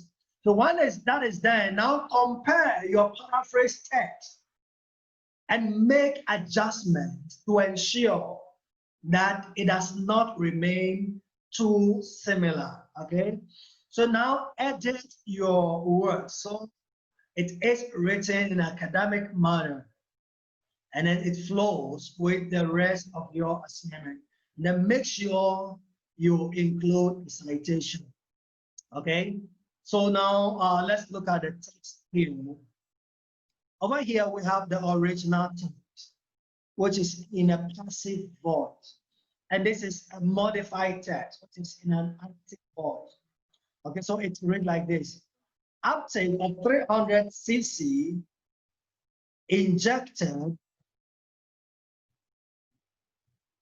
regorafenib was reduced by 1/10 for each 0.5 of increased hypoxia in the tumored organ. Okay, and this is the rearranged. Here is saying 8.5% increase in hypoxia in the tumor organ reduced the uptake of 300 cc injected regorafenib by 1/3. Okay, so here you see that the sentence is rearranged. It is rearranged. Okay, the one on the left is in the passive voice, and then the one on the right is in the active voice. Okay, if you make it like this and then you check the plagiarism and still there's an issue, now what you can do is to use synonyms, okay, in place of the keywords. For example, hypoxia. Okay, what does it mean? What is the synonym for hypoxia? So you can change it. Okay, increase. What is a synonym? You can choose a synonym for increase, reduce, and so on and so forth. Okay, so you can use synonyms for them, and then you can get this paraphrase. Okay, so change the voice of the source text. So how do you do it? By changing the voice of the sentence, that is from active to passive, or from passive to active, you can alter the general structure of your paraphrase, okay? But put it into words that are more of your own, okay? So this is one thing you should know. Okay, use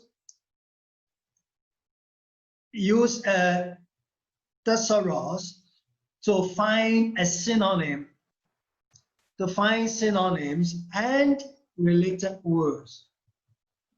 Okay, so that is one thing you should know. Okay, so like I indicated, for example, over here, okay, if I right click this, it is going to give me synonyms. Okay, it is going to give me synonyms.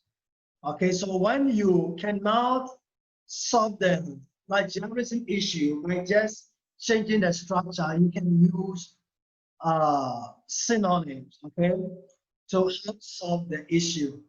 Now let's look at these ones here, okay.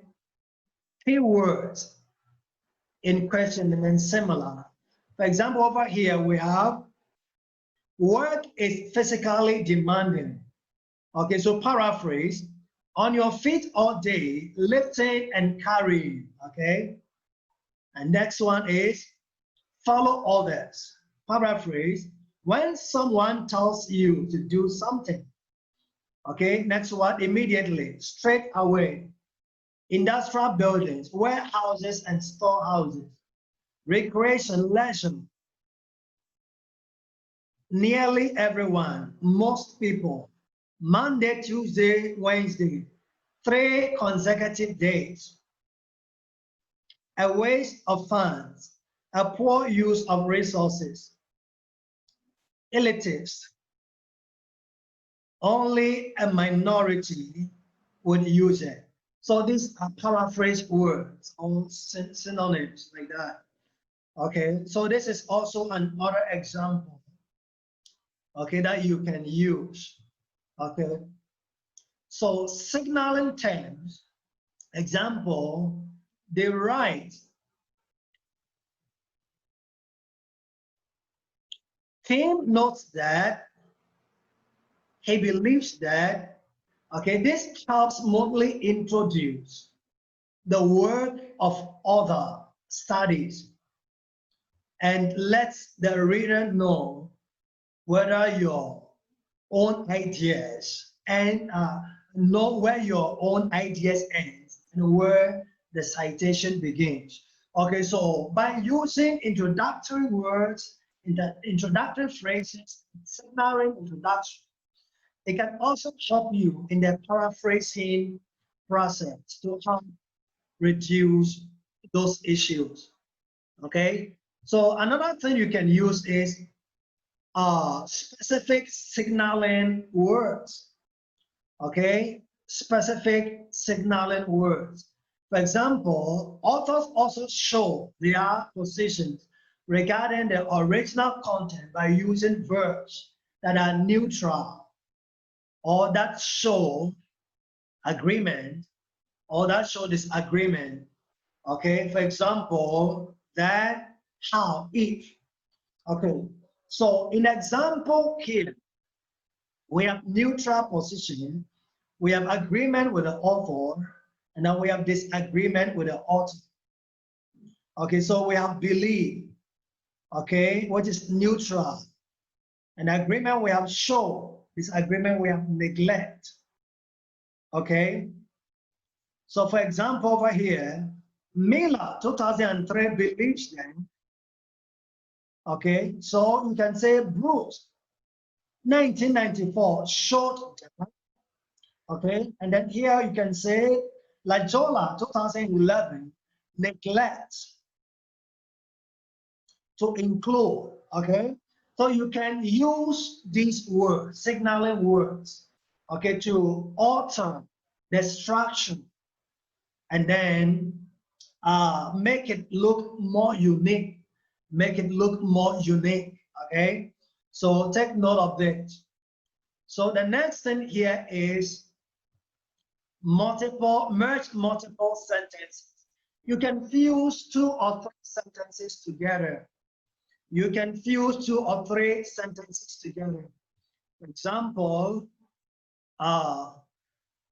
over here it reads, one major reason to paraphrase is to capture main idea from the original text without using many words. Okay? So only use 1 sentence or 2 in your paraphrase to capture the main idea, even if the original is an entire paragraph. Okay? So some more examples here.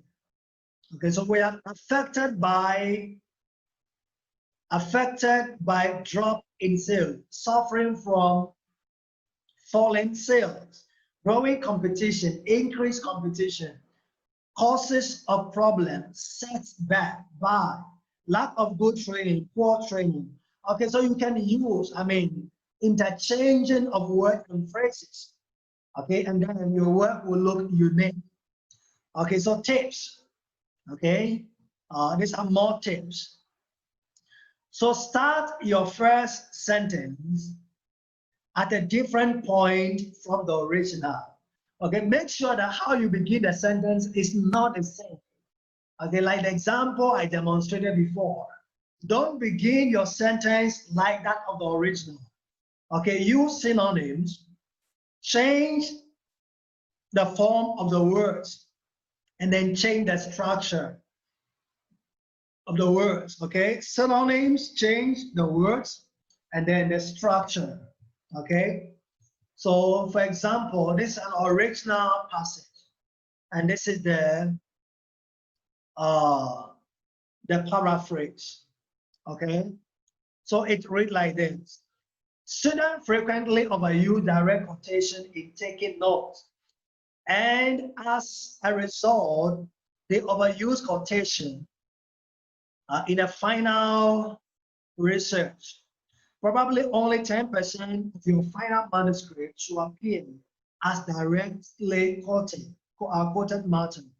Okay, therefore, you should strive to limit the amount of exact transcribing of source materials while taking notes.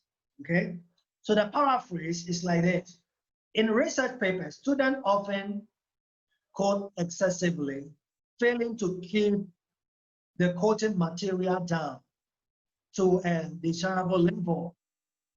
Okay, since the problem usually originates during notes taking, it is essential to minimize the material recorded verbatim.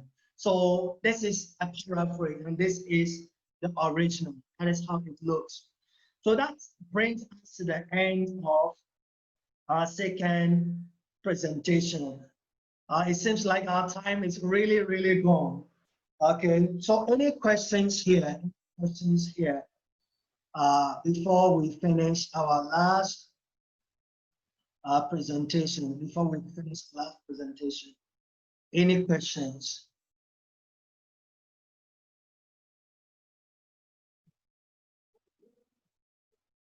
Any questions, please, about how to avoid plagiarism?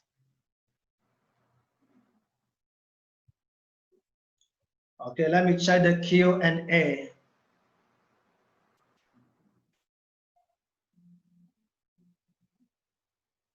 Okay, if there are no questions, if everything is okay, clear, okay. Who else? Any question, clarification?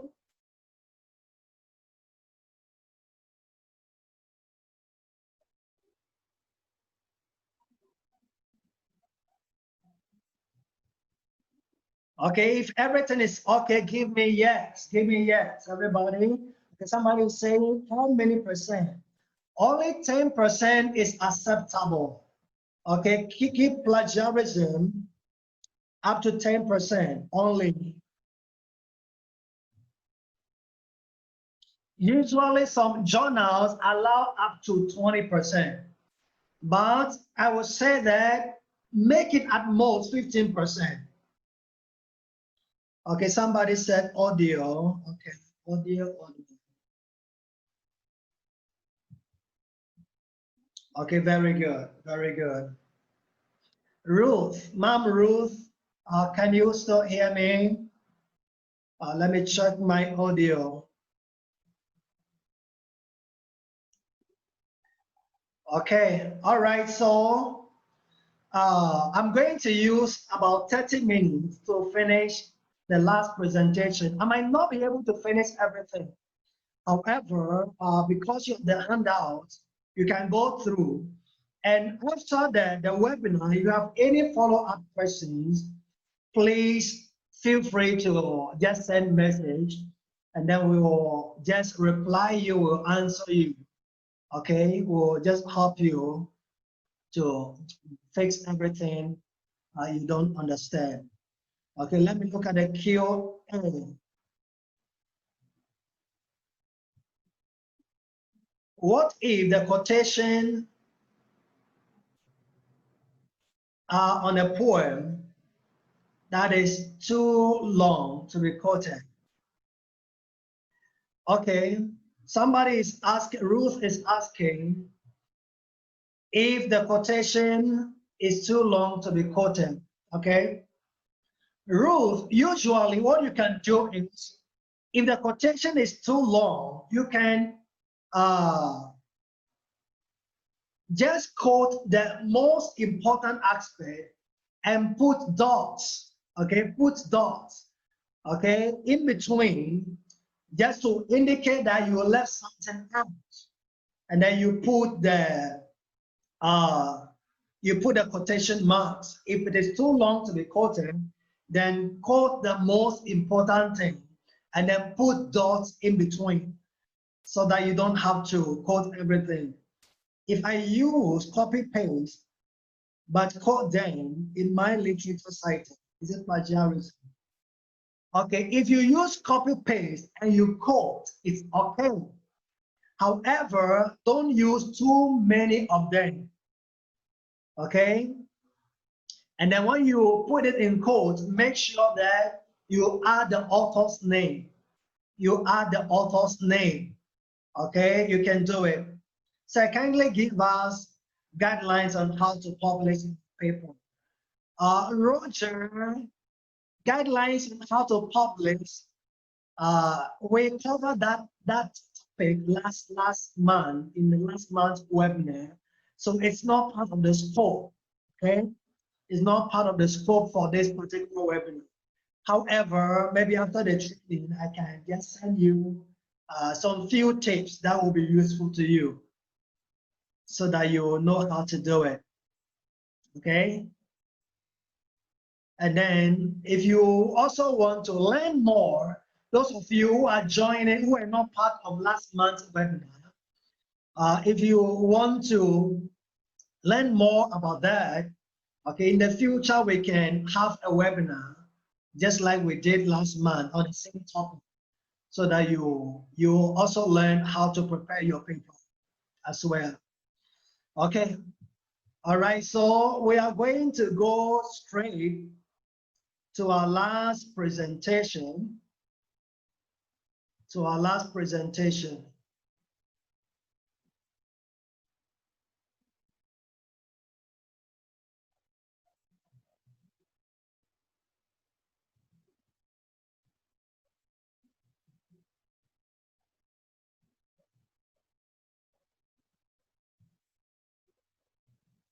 Okay, just a moment. I'm opening my PowerPoint. Just a moment, please.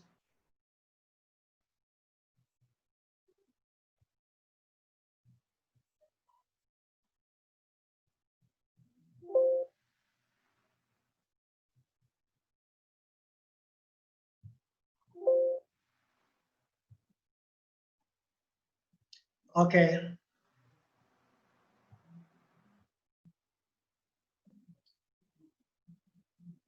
okay, very good. So I'm going to share my screen again so that we can go into, okay, Hannah, sure, Hannah.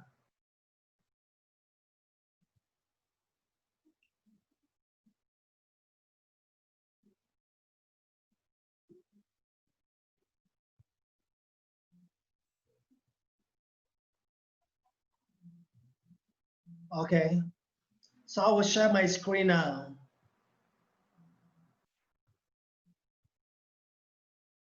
Okay, so this is one of the most interesting component of our webinar today.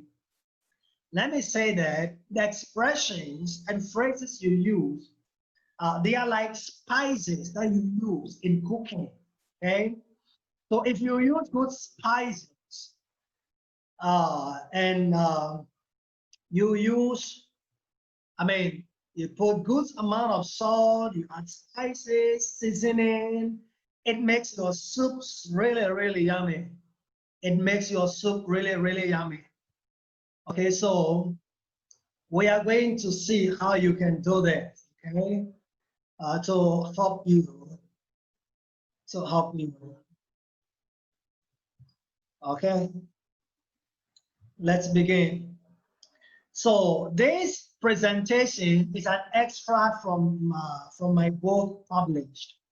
Okay, later after the presentation, I will send this book to you, the ebook to you. Okay, it's part of the package for this webinar. So I will email to you. I just need to do a little packaging work on it, and then I'm going to email it to you.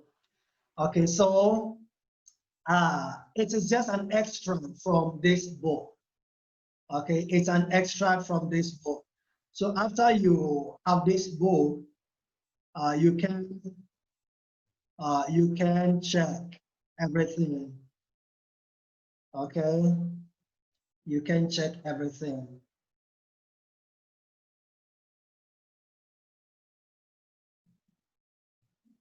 Okay, very good. Okay, all right. So let's move on. I will try to move a little faster. Okay. However, if you have any question, we'll just ask. Okay. So this is what we are going to begin to highlight why your topic, maybe your topic is Z, why your topic Z is important.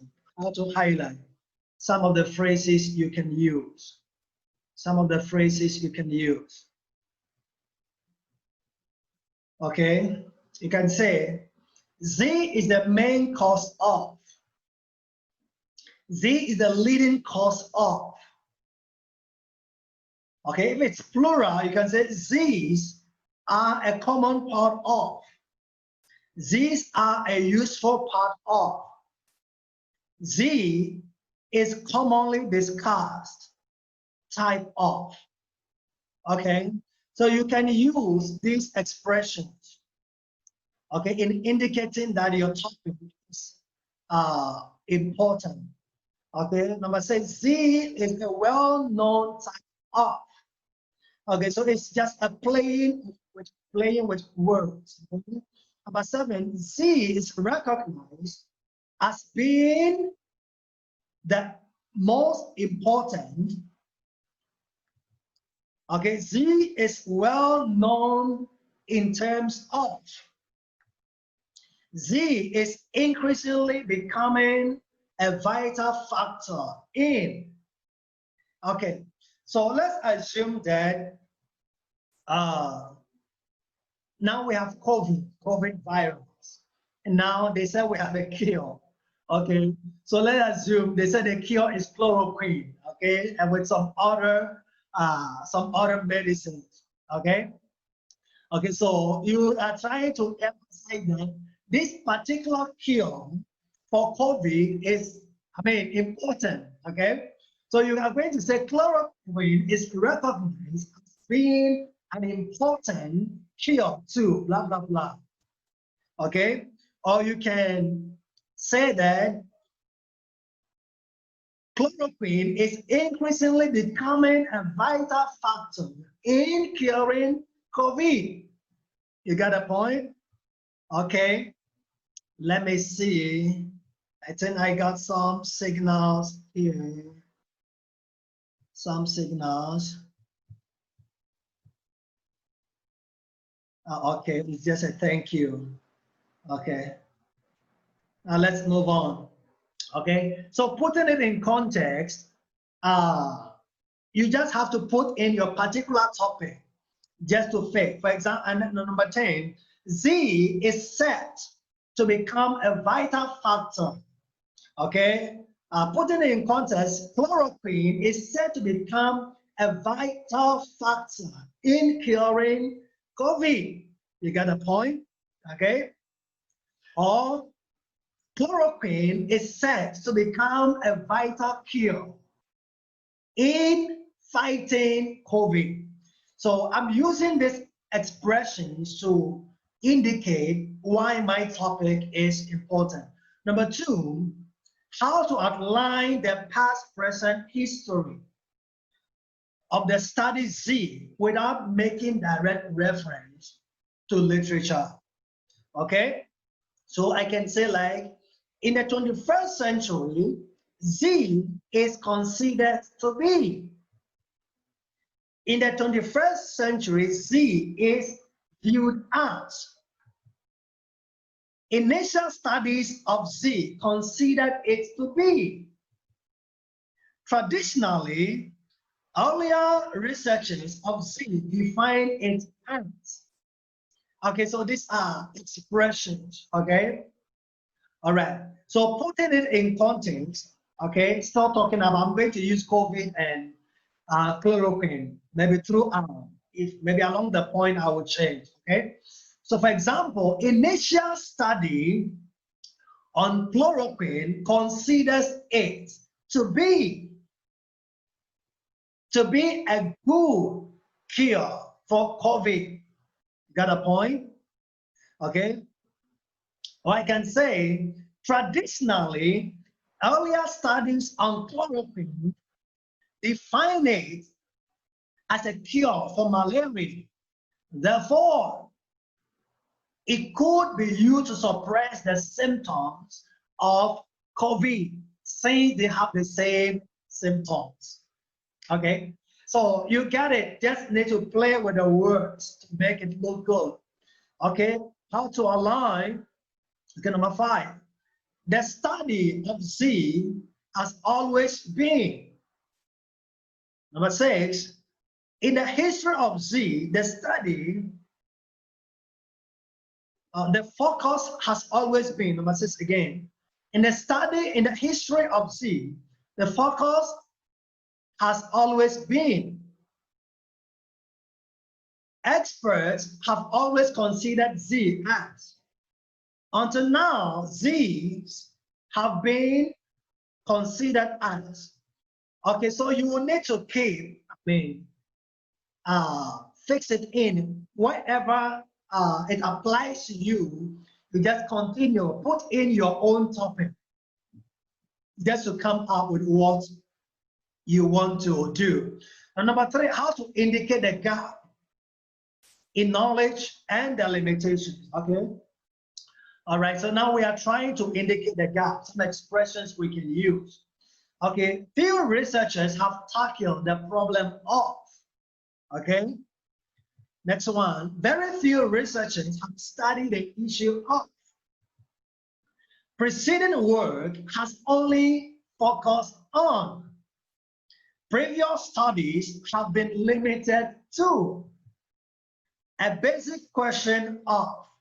Okay, so for example, okay, putting it in context, I would say very few researchers have studied the issue of the cure for COVID. Okay, now I'm trying to indicate my gap, okay, why my study fits into the present body of knowledge. Okay, now let's continue. Number 7, a challenging area in the field of an intriguing part in the field of present solutions to Z are inconsistent, and therefore this present study seeks to blah blah blah. Okay, so just take note of this. Number 10, current answers to Z are inadequate, therefore blah blah blah. Recent solutions to Z are inconsistent or are incorrect. Furthermore, other solutions have failed to provide. Okay, let me see if there are any problems. Are you following? Is everything clear? Give me a signal. Okay, is everything okay? Can you hear? Can you see? Okay, very good. Let's move on. Okay. Number 14. Many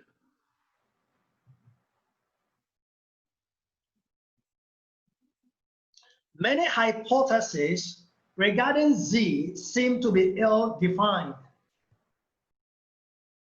Many theories regarding Z appear to be unfounded. Many hypotheses regarding Z appear not to be well-grounded. The phases of Z are not well understood. Characteristics of Z are misunderstood. Although this approach is fascinating, it suffers from. Okay, so these are some of the phrases and expressions you can use. Now let's go to stating the aim of your paper and its contribution, how you can do this. Okay, in this paper, we study, blah, blah, blah. In this research, we investigate. This paper outlines a new approach to. Number 6, this article proposes a new method for. This paper describes a new model for. This research this research presents a new approach to. This research examines how to unravel. This paper seeks to address how to solve. This article focuses on answering the question. This paper discusses how to solve. This study investigates the theory of. Okay, so these are expressions that you can use. Let's continue. The purpose of our work is to broaden current knowledge of. The main aim of our research is to broaden current knowledge of. The central aim of our study broadens present knowledge of. The aim of our analysis was to further broaden current data of. The key objective of our paper is to increase existing knowledge of. The aim of our widen, broaden. Oh, there's a mistake here. The aim of our study, I think something is missing. Okay, something is missing. The study is missing. The aim of our study is to broaden current knowledge of. The aim of this research is to confirm. The purpose of this study is to evaluate. The aim of this paper is to validate. The aim of this study is to determine. The objective of this study is to examine. The aim of this study is to analyze. So you can use all these, okay, when you want to talk about the aim, the objective of your paper. The objective of your paper, stating the objective of your paper. Okay, number 5, how to explain the key terminologies in your paper. How to explain the key terminologies in your paper. 1, the term Z is generally understood to mean. The term Z has come to be used to refer to, or the term Z has come to be used. Let me say it again. The term Z has come to be used to refer to or has been applied to. In the literature, Z usually refers to. In the literature, Z often refers to. In the literature, Z tends to be used to refer to. The term Z has been used by Ayim 2009 to refer to. The term Z is used by,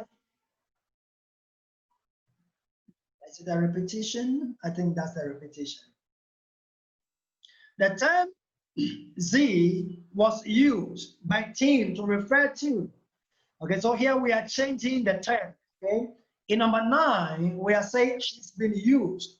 Number 10 is used by, and number 11 was used. Okay, so we are interchanging the tenses, which is being used here. Number 12, Tim 2015 uses the term Z to refer to. Z is defined by Kim 2018 as. Z is defined by Kim to mean. Kim has provided the definition as. Kim put forward the definition. Kim 2018 proposed a new definition of Z in which he explains that. Okay, so these are terms you can use, okay, or you are trying to introduce terminologies or concepts in your paper. Okay, next one is how to use acronym. Okay, the acronym IGP stands for. The acronym IGP denotes the subjects henceforth named are. The subjects which we shall call IGP is. The subjects referred to as IGP is. Throughout the paper, the term zombie refers to. In this paper, we use the term zombie to refer to. In this paper, we use the term zombie to refer to. Okay, number 7, how to give the components of your paper. Okay, talking about the inclusion and exclusion.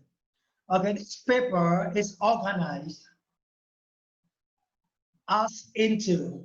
This paper is divided into 5 sections. This first section provides. This section gives a brief overview of. The second section examines. This paper begins by examining. This chapter begins by examining. This section begins by examining. This subsection begins by examining. The next chapter looks at the question of. The next section examines the question of. The next section investigates the question of, okay, number 9, giving general overview, past to present literature. There are considerable few examples of. There is considerable vast amount of literature on. In literature, there are many. In the literature, there are several examples of. In the literature, there is a surprising number of. Various approaches have been proposed to solve the issue of. Many researchers have put forward to solve this issue. Numerous researchers have suggested to solve this issue. Various researchers have hypothesized to solve this issue. A growing body of research has examined. A growing body of literature has investigated. A growing body of literature has studied. A growing body of study has analyzed. A growing body of literature has evaluated. Okay? And then again, reviewing past literature. Okay, so because of our time, I will just skip quickly and then I will show you something. Okay. But you can read through, please read through everything there. And then after which I will send you the book, okay, which has more examples. Okay, so I'm going to move to the resource discussion, and then in about 5 minutes, we'll finish. So I can prepare for the afternoon session as well. Okay, so explaining how you got your result. To assess, to evaluate variable A, this approach was used. To distinguish between A, B, comparative analysis was used. Z analysis was used to test or predict or confirm. Changes in A were identified or were calculated or compared using. The correlation or difference between A and B was tested using. The first analysis investigated or examined variable Z. The second analysis confirmed or highlighted the impact of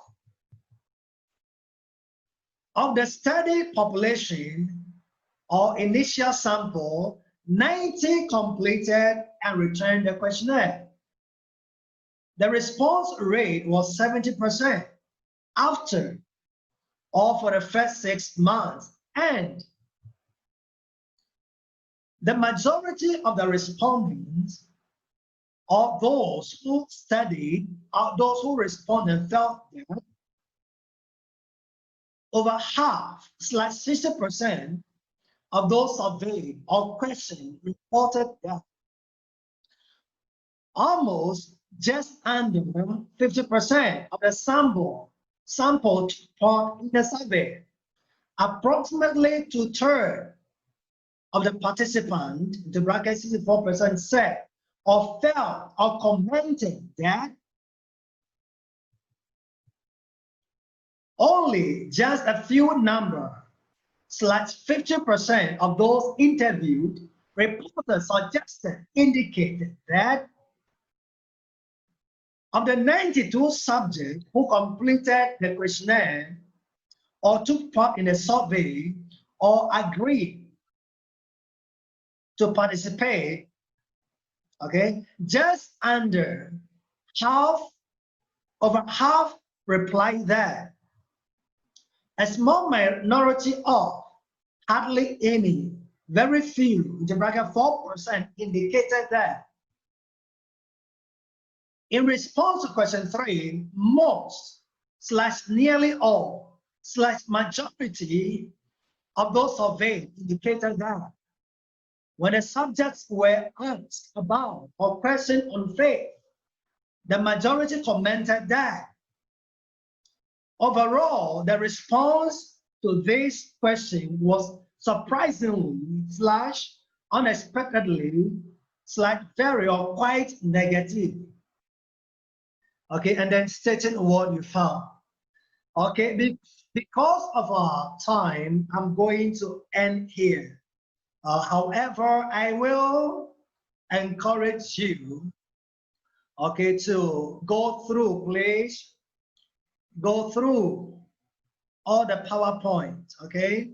And then when you receive the material, go through as well, okay? When you receive the workbook, go through. And this should guide you whenever you are doing your study, okay? This can be like a reference Bible, okay? Yes, the presentation is sent to your email already. The presentation is sent to your email. So this PowerPoint, you already have it.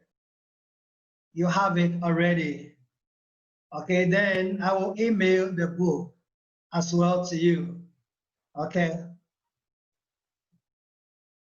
All right, okay. So if you have any questions about this, please ask. Any questions or any comment you want to give. Okay, let me know your impression about the webinar. Just give me an honest report so that I can improve it. Okay, what do you think? What are the weaknesses or the areas that need to be improved? Okay, let me check the Q&A. Okay, somebody is asking, Ruth is asking for the recorded version. Okay, Ruth, I will send the recorded version. I will send the recorded version as well. Excuse me. I will send a recorded version to you. Okay, very good. All right, so please go through all the PowerPoint because everything you need to make your paper look good, everything there. Okay, all right, okay, thank you so much for participating.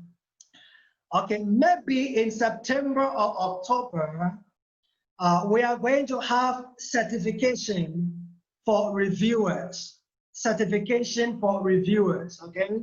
So if you want to be a certified reviewer, you can join that training, okay? And then at the end of the training, we are going to certify you as a reviewer, okay? And then after that, you will also be certified with Web of Science or Clarivate Analytics.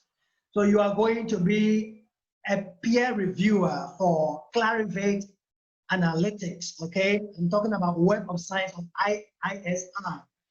So you will be certified with ISI as a reviewer, okay? After the training, okay? So if you are interested to join and become a certified reviewer, you can join the next training, which will be in either September or October. I'm not sure yet. September or October. Okay, so you can join. Actually, if you become a certified reviewer, it will help to boost your academic ranking. Okay, so the benefit is very great. Okay, so if you're interested to join, you can join the next training, either in September or October. Okay, so thank you so much for participating in this training. Okay, I'm so much grateful. Okay, and with international collaboration and partnerships, okay, as many who become peer reviewers, okay, I'm going to recommend you for an international partnership and certification. Okay, so you become part of an international body, okay, and you have certification as well. So at the end of the training, you will have 2 certificates. Okay, one as a peer reviewer for us, and then as a certified member of an international organization. Okay, so that is what you are going to get. And so I will encourage each one of you. I think it is time to really grow, grow in the area of research application, because it is going to help you in your academic ranking. Okay, so please, that is all. Okay, thank you so much. Thank you. Thank you. Maraming salamat po. Maraming salamat. Thank you for joining the training. Okay, keep in touch. Okay, thank you. Okay, I'm going to end now. Thank you so much.